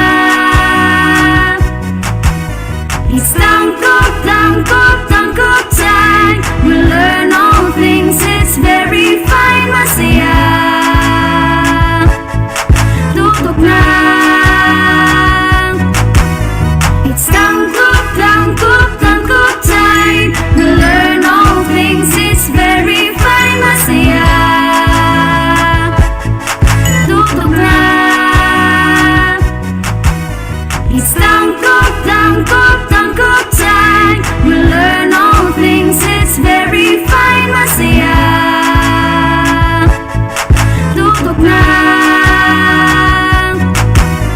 It's tangkop, tangkop, tangkop time. We learn all things, it's very fine, masaya. Tutok na. Tangkop, tangkop time.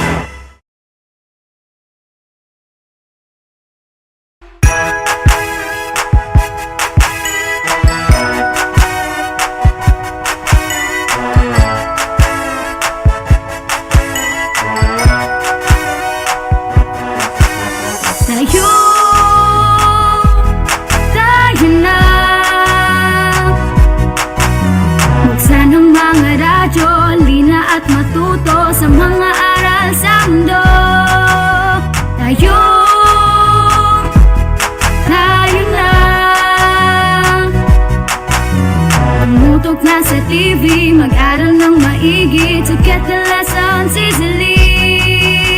It's tangkop, tangkop, tangkop time. We learn all things, it's very fine, masaya. Tutok na. It's tangkop, tangkop, tangkop time. We learn all things, it's very fine, masaya. Tutok na.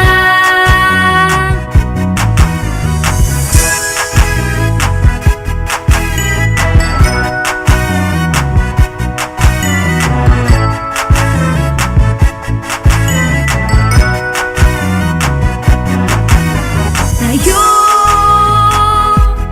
tayo na. Let's come and learn together, supporting one another. We love, we care, we share. It's tangkop, tangkop, tangkop time. We learn all things, it's very fine, masaya. Tutok na. It's tangkop, tangkop, tangkop time. We learn all things, it's very fine, masaya. Tutok na. It's tangkop, tangkop, tangkop time. We learn all things, it's very fine, masaya. Tutok na. It's tangkop, tangkop, tangkop time. We learn all things, it's very fine, masaya. Tutok na. It's tangkop, tangkop, tangkop time. We learn all things, it's very fine, masaya. Tutok na. Tangkop, tangkop time.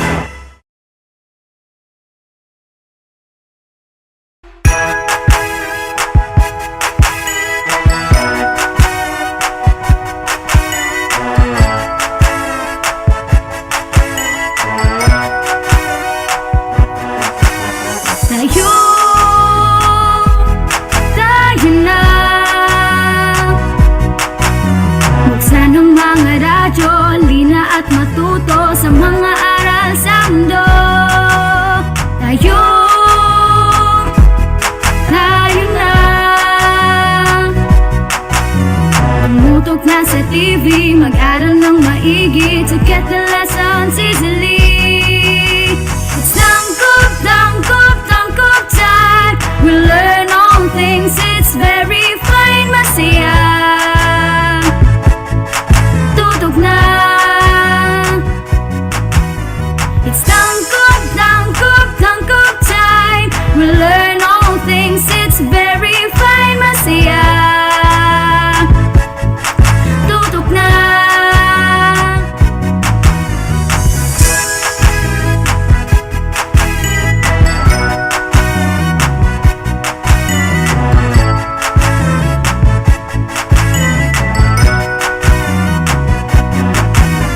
Tayo, tayo na. Let's come and learn together, supporting one another. We love, we care, we share. It's tangkop, tangkop, tangkop time. We learn all things, it's very fine, masaya. Tutok na. It's tangkop, tangkop, tangkop time. We learn all things, it's very fine, masaya. Tutok na. It's tangkop, tangkop, tangkop time. We learn all things, it's very fine, masaya. Tutok na. It's tangkop, tangkop, tangkop time. We learn all things, it's very fine, masaya. Tutok na. It's tangkop, tangkop, tangkop time. We learn all things, it's very fine, masaya. Tutok na. Tangkop, tangkop time.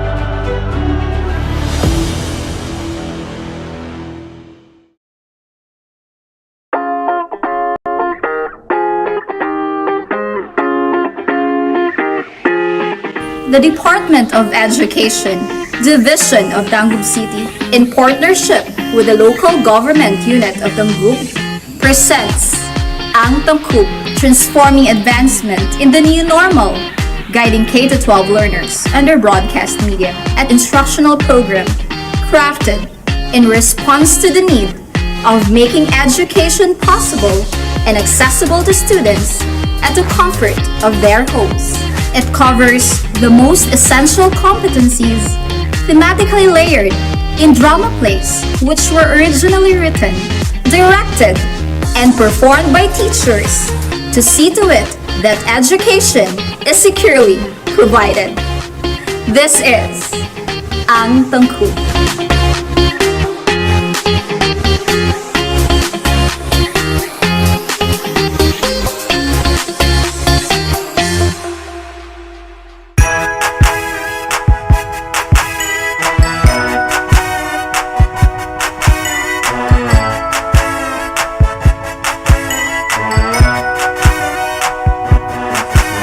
Tayo, tayo na. Buksan ang mga radyo, lina at matuto sa mga aral sa mundo. Tayo, tayo na. Tumutok na sa TV, mag-aral ng maigi to get the lessons easily. It's tangkop, tangkop, tangkop time. We learn all things, it's very fine, masaya. Tutok na. It's tangkop, tangkop, tangkop time. We learn all things, it's very fine, masaya. Tutok na.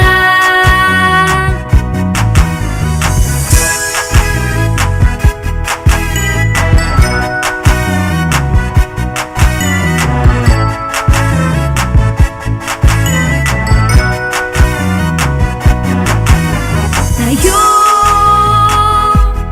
tayo na. Let's come and learn together, supporting one another. We love, we care, we share. It's tangkop, tangkop, tangkop time. We learn all things, it's very fine, masaya. Tutok na. It's tangkop, tangkop, tangkop time. We learn all things, it's very fine, masaya. Tutok na. It's tangkop, tangkop, tangkop time. We learn all things, it's very fine, masaya. Tutok na.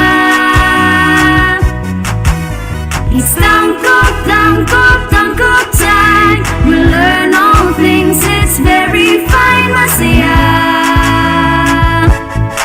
Tutok na. It's tangkop, tangkop, tangkop time. We learn all things, it's very fine, masaya. Tutok na.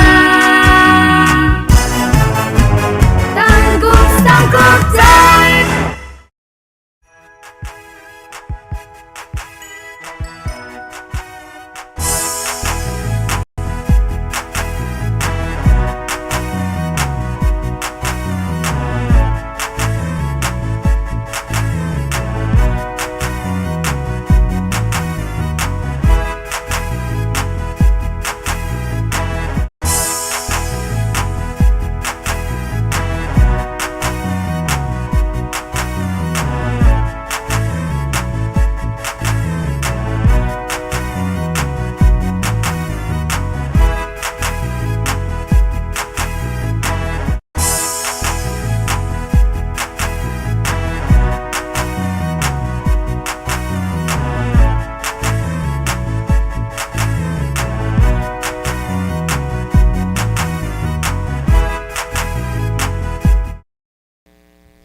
Good afternoon to our junior high school learners who are watching today via our Facebook Live at DepEd Tangub and Astral Academy.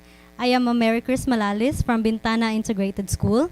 And I am Miss Vernalyn Carpio from Tangub City National High School. We are your teacher facilitators today. Good afternoon, Ma'am Vern. Good afternoon, Ma'am Chris. How are you today, Ma'am Vern? I'm fine, Ma'am Chris. How about you, Ma'am Chris? Well, fine as well. So, and excited because we will be discussing topics about science. Yeah, so let us see our topics for today, Ma'am Chris. So for Science 7, We have acceleration. and for Science 8, we have phase change of matter. For Science 9, geothermal energy. For Science 10, we have hormones and endocrine system.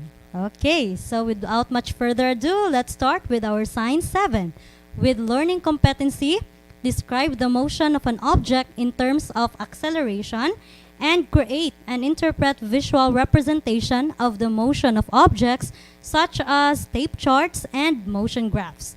So in these learning competencies, you will learn about acceleration and visual representations of the motion of objects. So vehicles rarely move at constant speed, but oftentimes they change speed. So if we consider the situation of the speedometer readings of a car at 1 second interval within 4 seconds, initially, let us say that the car was at rest. The car started to move, and after a second, the speed was 5 kilometers per hour. At 2 seconds, the car's speedometer's reading was 15 kilometers per hour. Another second later, the car's speed reached 30 kilometers per hour.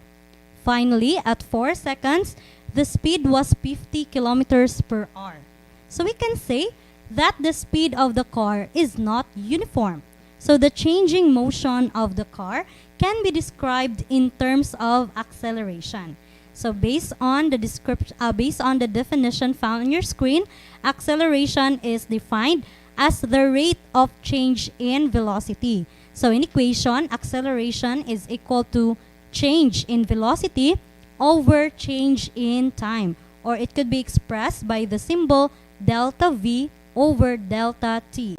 So change in velocity is the difference between the final velocity, or V sub f, and the initial velocity Vi. So in symbols, again, delta V is equal to Vf minus Vi. Change in time is the difference between the final time, Tf, and the initial time, Ti. So in symbols, delta T is equal to Tf, or final time, minus Ti, or the initial time. Okay, so let us say we have this example: a passenger jeepney having a motion with a speed of 10 meter per second to 20 meter per second in 10 seconds. So calculate the acceleration of the object. There we have the given values. Final velocity is 20 meters per second, initial velocity is 10 meters per second, and the change in time is 10 seconds. So by applying, or by using the formula for acceleration, which is V sub f minus V sub I over delta t, that will be equal to 20 meters per second minus 10 meters per second over 10 seconds. It is equivalent to 20 minus 10 is 10 divided by 10, that is 1 meter per second squared. So take note that the unit of acceleration is meter per second squared. If you have there meter per second, that is speed or velocity. Okay? So when a moving body decreases its velocity, it is said to decelerate. So this means that a negative acceleration is also called deceleration. So deceleration is the opposite of acceleration, where the velocity of an object slows down. So there are many ways to illustrate the motion of an object. So a common way is through the use of a ticker tape. So ticker tape diagram. So, or simply known as a tape chart. So which is produced by a ticker tape timer. So shown on your screens, a ticker tape timer records the time of motion and distance traveled by a moving body. A paper tape is placed under a carbon disc beneath the clapper of the timer. As the body moves, it pulls the paper tape with it. So when the timer is switched on, that clapper or vibrating bar moves up and down regularly and strikes the carbon disc. Dots are then printed on the moving paper tape beneath the carbon disc. So as shown on your screens, the distance between the dots on a tape chart represents the change of position of an object at a time interval. So a large distance between the dots means the object was moving fast during a time interval. So on the contrary, a small distance between the dots indicates that the object moved slowly during the time interval. Okay, so the interpretation of the motion of an object depends on the distance between the dots during a specific time interval. So as what you can see on your screen, an equal distance between the dots indicates a constant velocity, or when an object is moving at a constant speed. So meaning to say, if the speed is constant, then there is no acceleration, or the value of acceleration is 0. So a gradual change of the distance between dots that gets smaller means that the object slows down, nagkahinay, which indicates that the object decelerates. Now, if the distance between the dots gradually gets longer, it means that the object speeds up or accelerates. So thus, the tape chart can represent various features of the motion of objects. So another way of representing the motion of an object is through motion graph. So as shown on your screens right now, let's try plotting the given values in that tape chart. So since the distance between the dots is equal, it means that the object is traveling at constant speed. So the distance d, which is the dependent variable, is plotted against time, t. The independent variable, t is the independent variable. So normally, the independent variable is placed on the horizontal axis and the dependent variable is represented along the vertical axis. So the first coordinate is 0, 0, which is found at origin of the graph. Second is 5, 5. So the first move 5 units along x-axis and 5 units along y-axis. So third, we have 10 and 10. Move 10 units along x-axis and 5 units along y-axis. The fourth one is 15, 15. Move 15 units along x-axis and 15 units along y-axis. Fifth is 20, 20. Move 20 units along x-axis and 20 units along y-axis. Lastly, we have 25, 25. So move 25 units along x-axis and 25 units along y-axis. So as you can see, the graph is going to the right. So calculating the slope of the graph is just like calculating the speed. So using these 2 points, we can calculate the slope of the graph. So in mathematics, the slope is defined as rise over run. So meaning to say, from the graph, we can say that the rise there is the change in distance, pasaka, rise. And run is the change in time. Therefore, slope is equal to d sub 2 minus d sub 1, or the distance, over t sub 2 minus t sub 1. So if we choose 2 points, point 1, which is 5 and 5, and point 2, which is 10 and 10, then the slope is 10 meters, d sub 2 minus 5 meters, which is our d sub 1, over 10 seconds, which is our t2, minus 5 seconds, which is our t1. Therefore, 10 minus 5, 5 meters, over 10 minus 5 seconds, that is 5 seconds. So the slope is 1 meter per second, or the speed of the object. So the slope of a straight line is constant. So even if we choose 2 different pairs of points on the same line, like for example, if we choose points 3 and 4, we have there 15 and 15 and 20 and 20. So there you can see the slope is 20 minus 15, which is the rise, divided by 20 minus 15, which is the run, or the change in time.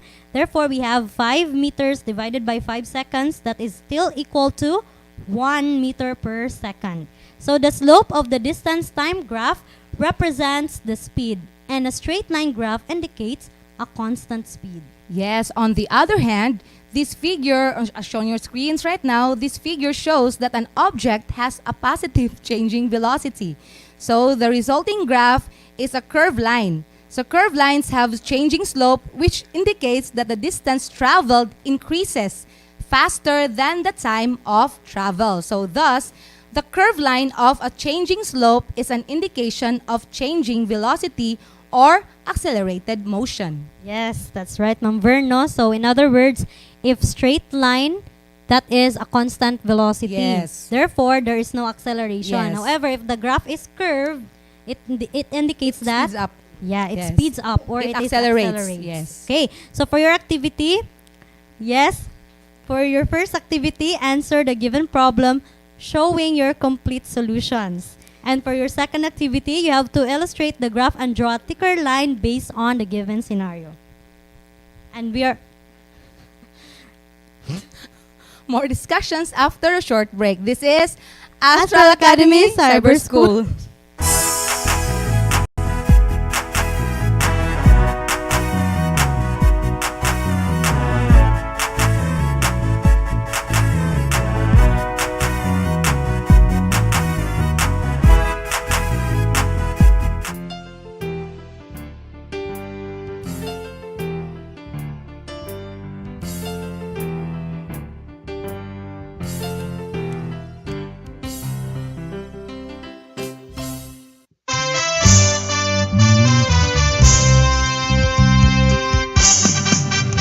Dali na mag-science na kita, mag-observe o mag-discover ta, living things o non-living things, mga stars o mga planeta.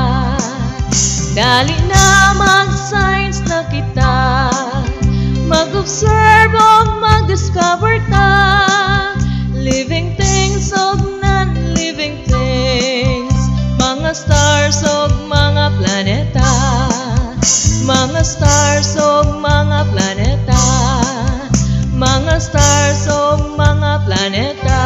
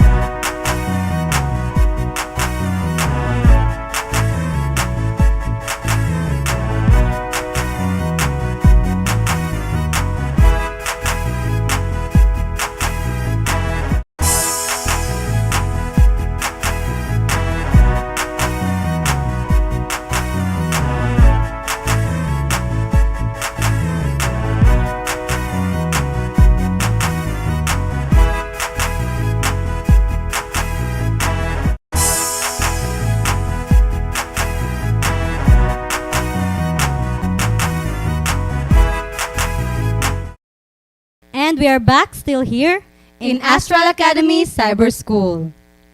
So let's proceed with our Science 8 Ma'am Chris No with learning competency. Explain physical changes in terms of the arrangement and motion of atoms and molecules. Yes. So in this lesson, Ma'am Chris, they will learn how and they will be able to explain about the physical changes in terms of arrangement and motion of atoms and molecules. Okay.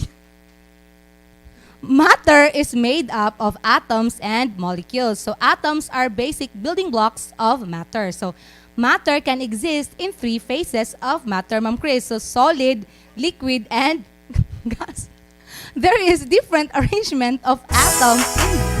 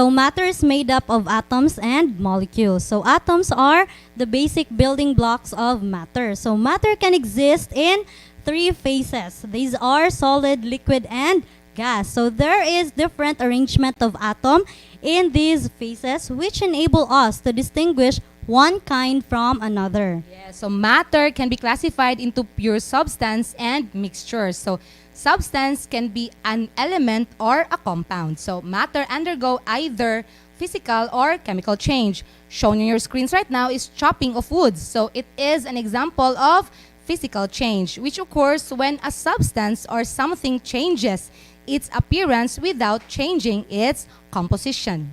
Also shown on your screens is melting, an example of phase change, the process of changing from one physical state to another. Okay, so we also have chemical change, which is shown on your screens, that occurs when a substance is transformed into another substance, or certain substance will form into new substance. So recall that the properties of matter as shown on your screens, that the molecules of solids are compact, so they have small spaces between them. This prevents from moving freely. They vibrate in fixed positions. Solids have definite shape and volume because the particles are closely packed. They vibrate a little but in fixed positions. The particles cannot move around. So the particles of solid held together by strong force, and the volume is definite. Okay, so in liquids, on the other hand, molecules move slowly and are closer together. So liquids have a definite volume but assume the shape of the container. So their molecules have farther spaces. In liquids, the particles are closer to one another. So the attraction is also small or close. Phase changes of matter are physical changes of matter shown on your screens. The process when solid turns to liquid is known as melting. And the process when liquid turns to gas is evaporation. Sublimation, as shown on your screens, occurs when solid turns to gas. So the process when liquid turns to solid, shown on your screens also, is called freezing. So condensation, shown on your screens also, is when gas turns to liquid. And finally, when gas turns to solid, it is called deposition. Okay, so hope you learned something new today, learners. Now for your activity, it is an essay. So read and understand the questions carefully and answer the guide questions in 1 to 3 sentences. More discussions when we return. This is Astral Academy Cyber School.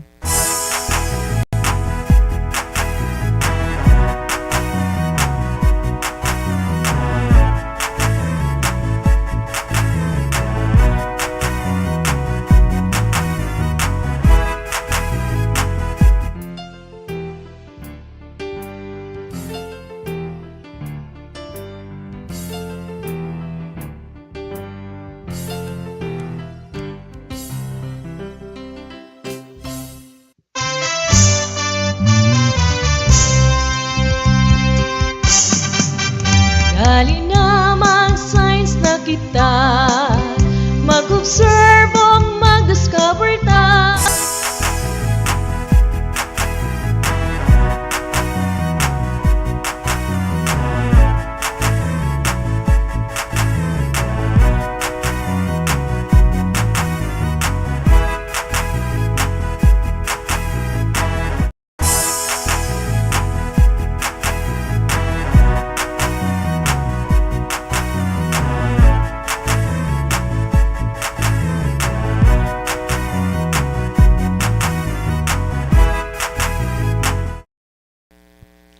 and we are back still here In Astral Academy Cyber School. Okay, Ma'am Vern, before we proceed with our Science 9, learners, kindly take note of your second attendance marker found on top of your screen. Okay. So, for your Science 9, we have here the learning competency. Illustrate how energy from volcanoes may be tapped for human use. Specifically, describe geothermal energy and locate places in the Philippines that uses geothermal energy. So in this learning competency, you will describe geothermal energy and locate the places that uses geothermal energy. So recall that the Philippines is located along the Pacific Ring of Fire, so a zone of volcanoes and volcanic activities. So in this area, energy has been collected from them, making our country ranked second in the world's production of geothermal energy. So if you were going to dig a big hole straight down into the ground, you would notice that the temperature deep down below is getting hotter the deeper you go. So getting hotter the deeper you go. So why? This is because the interior of the earth is full of heat. The heat is referred to as geothermal energy. So the geothermal energy comes from the heat within the earth. So the word geothermal comes from the Greek words geo, which means earth, and therme, which means heat. This energy is then used to power generators in the production of electricity. Okay, so geothermal energy is considered a renewable energy because the water is replenished by rainfall and the heat is continuously produced inside the earth. So historically, many ancient peoples, including the Romans, Chinese, and Native Americans, used hot mineral springs for bathing, cooking, and heating. So using geothermal energy to produce electricity was initiated by a group of Italians who built an electric generator at Larderello in 1904. So their generator was powered by the natural steam erupting from the earth. So according to the Department of Energy, 14.4% of the electricity in the Philippines is geothermal generated, such as in Tiwi, Albay, Kidapawan in North Cotabato, Calaca in Laguna, Tungonon in Leyte, Bago City in Negros Occidental, Valencia in Negros Oriental, and Bacon in Sorsogon. Yeah, so power plants are built in an area where it is particularly hot just below the surface, so such as near a group of geysers, hot springs, or near volcanoes. So in 2008, the Congress in the Philippines enacted a Republic Act number 9513 that promotes the development or utilization and commercialization of the renewable energy resources. It is in the same act that the geothermal energy resources were defined as renewable mineral resources that have to be harnessed by geothermal energy systems. This enactment, coupled with the trends in renewable energy, have increased geothermal activity within the country. So geothermal exploration and development are currently done by the private sector with little to no help by the government. So this is as a result of the government's decision to privatize the power generation. So the government plays its role through the Department of Energy, which negotiates geothermal service contracts. So it is in accordance with Presidential Decree 1442 or the Geothermal Service Contract Law of the Philippines. So in this contract, the contractor has the exclusive right to conduct geothermal operations within the contact area and a stipulated service fee based on the sale or use of geothermal resources. So more or less 40% of the net proceeds. So the contractor shall provide all necessary financing, technology, and management. So the term of contract shall be for a period of 25 years and renewable for another 25 years. Yes, so as shown on your screens right now, the map shows the places under geothermal service contracts. So the place with a geothermal power plant symbol represents the producing field,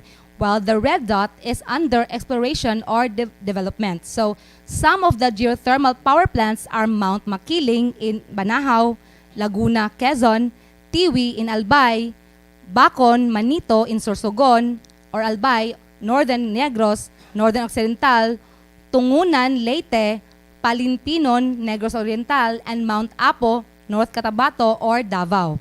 While the places under exploration are Kalinga Province, Mount Labo, Camarines Provinces, Mabini, Batangas, Biliran in Biliran Province, Mount Cabalian, Southern Leyte, and Amacan, Compostela Valley. Okay, so that's it for today, grade 9 learners. And for your activity, On the first part, it is a modified matching type. So directions rearrange and match the scrambled letters on the left with the phrase or word that describes on the right. So write your answer on the space provided. For your second activity is identification. You have to identify whether the geothermal power plant is located in Luzon, Visayas, or Mindanao. So more discussion when we return. This is Astral Academy Cyber School.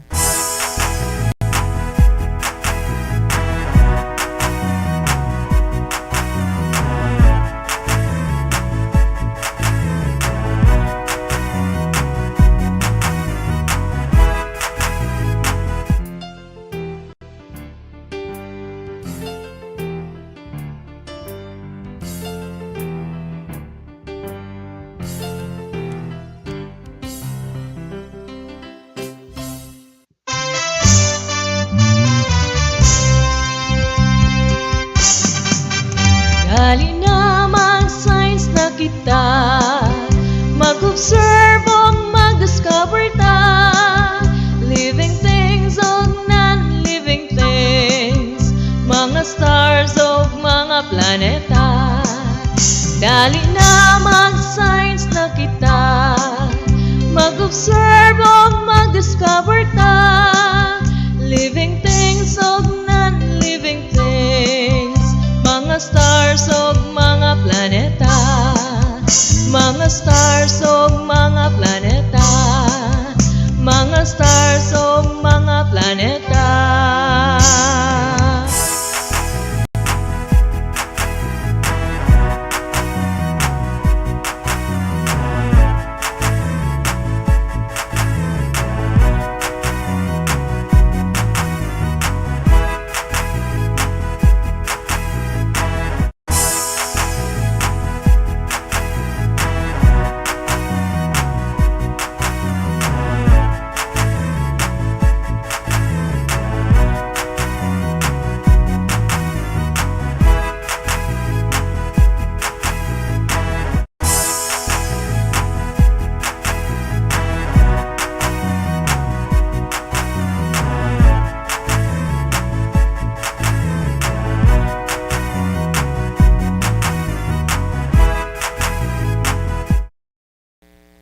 And we are back, still here In Astral Academy Cyber School. So we have Science 10, Ma'am Chris, no? With learning competency, explain the role of hormones involved in the body.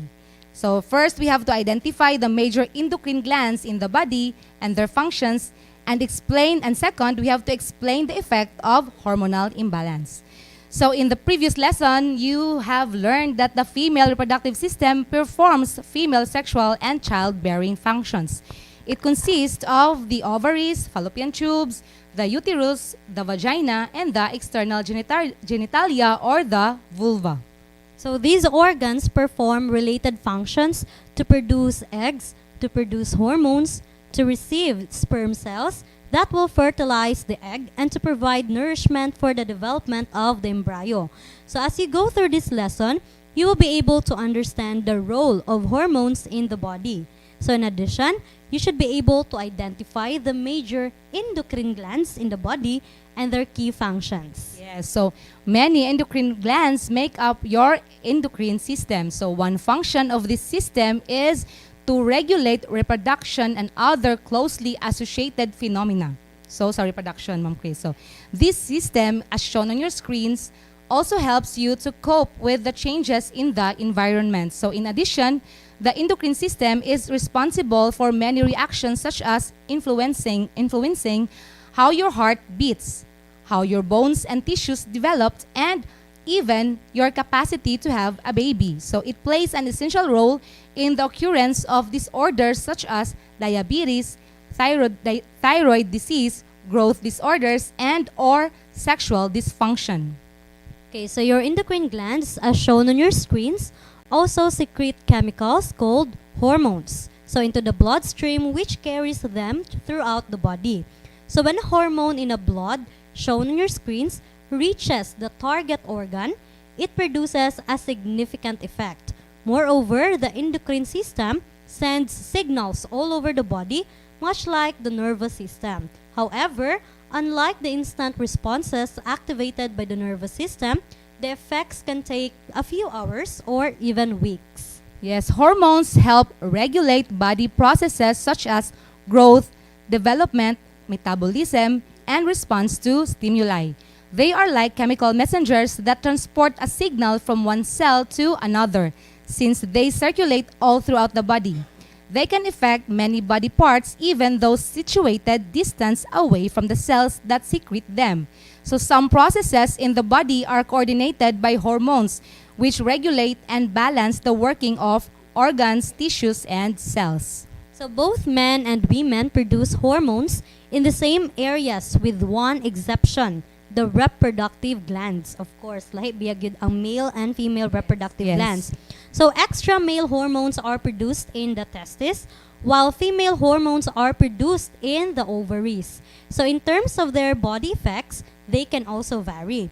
Some hormones have short-term effects, while other hormones have influence even in the long term, such as those that control our growth and the changes on at the onset of puberty. Yes, so now let's discuss the parts and functions of the endocrine glands, so their location and the hormones they release. So number one, we have first the pituitary gland. So location of this pituitary gland is at the base of the brain, as shown in your screens right now. So hormones released are oxytocin, growth hormone, luteinizing hormone, follicle stimulating hormone. So kanang sa pagburos, pagmapdos, Ma'am Chris, Yes. muna siya mga hormones. So function of this gland is to stimulate growth, control the functions of other glands. Okay, so we also have another endocrine gland, which is thyroid gland. So it is located below the voice box. So the thyroid produces hormones such as thyroxine and calcitonin. So the function of this gland is to regulate body metabolism. It causes the storage of calcium in the bones. We have third gland is parathyroid gland, so located in the neck. So hormones released is parathyromone, and it controls the calcium levels in your body, normalizes bone growth. Okay, another is thymus. So thymus is located in front of the heart.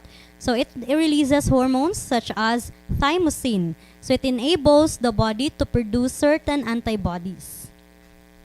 We have fifth is the adrenal glands. So it is located on top of the kidneys, and the hormone released is adrenaline. Then it prepares the body for action, controls the heart rate and breathing in times of emergency. Yes, manang adrenaline rush. Yes, muna makabitbit og refrigerator kung magpanik na. Yes, parang Yes. si dili malimtan si Ma'am Vern. Basta mo na to ang gidala sa lawas. Yes. Okay, next gland is pancreas. So the pancreas is located between the kidneys. So it releases hormones such as insulin and glucagon. So the pancreas regulates or controls the blood sugar levels. So we have the reproductive glands na, Ma'am Chris. So we have the testes for male. So located at the lower abdomen, and the hormone released are androgen and testosterone. So it controls maturation and male characteristics. Kanang pagdako sa tingog, pag broad sa shoulder, yes. Voice pod, yes. Next, another reproductive gland is for female ovaries. So it is located in the lower abdomen, and the ovaries release hormones such as estrogen and progesterone. So it functions to influence the female traits, and it supports the reproductive function. Yes, so during puberty, Ma'am Chris, there are many hormonal changes that happen in your body. So one moment you are laughing, and then suddenly you feel like crying. So sudden mood swings are relatively caused by the increasing number of hormones in the body at this stage. So it is therefore important to maintain a positive outlook in life. And remember that these changes are only temporary and will stabilize with time. So masabtan ra gyud na, Ma'am Verno, like for example, a female is experiencing her monthly Period. period. Yes. So naagyoy release Mood of swings. So hormones. yes, oh yes. That's why there is mood Yes. swing kay too much na ay Imbalance kaya yung hormone, of the yes. number of hormones mo nang mukalit lang og Sapot. kasapot. Yes. So another significant fact about hormones is that they act in very small amounts. So if the organ and the hormones do not produce the regulated amount of chemicals to your body, it may result to an abnormality mo na magkamut swing pod sa high.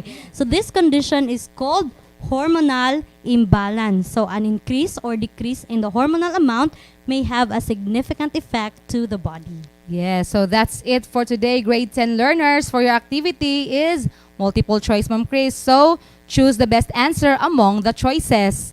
So hope you learned something new today, grade 10 learners. Yes, so it's time for you to take note of your third attendance marker to complete your attendance for today's episode. Okay, Ma'am Vern? Yes.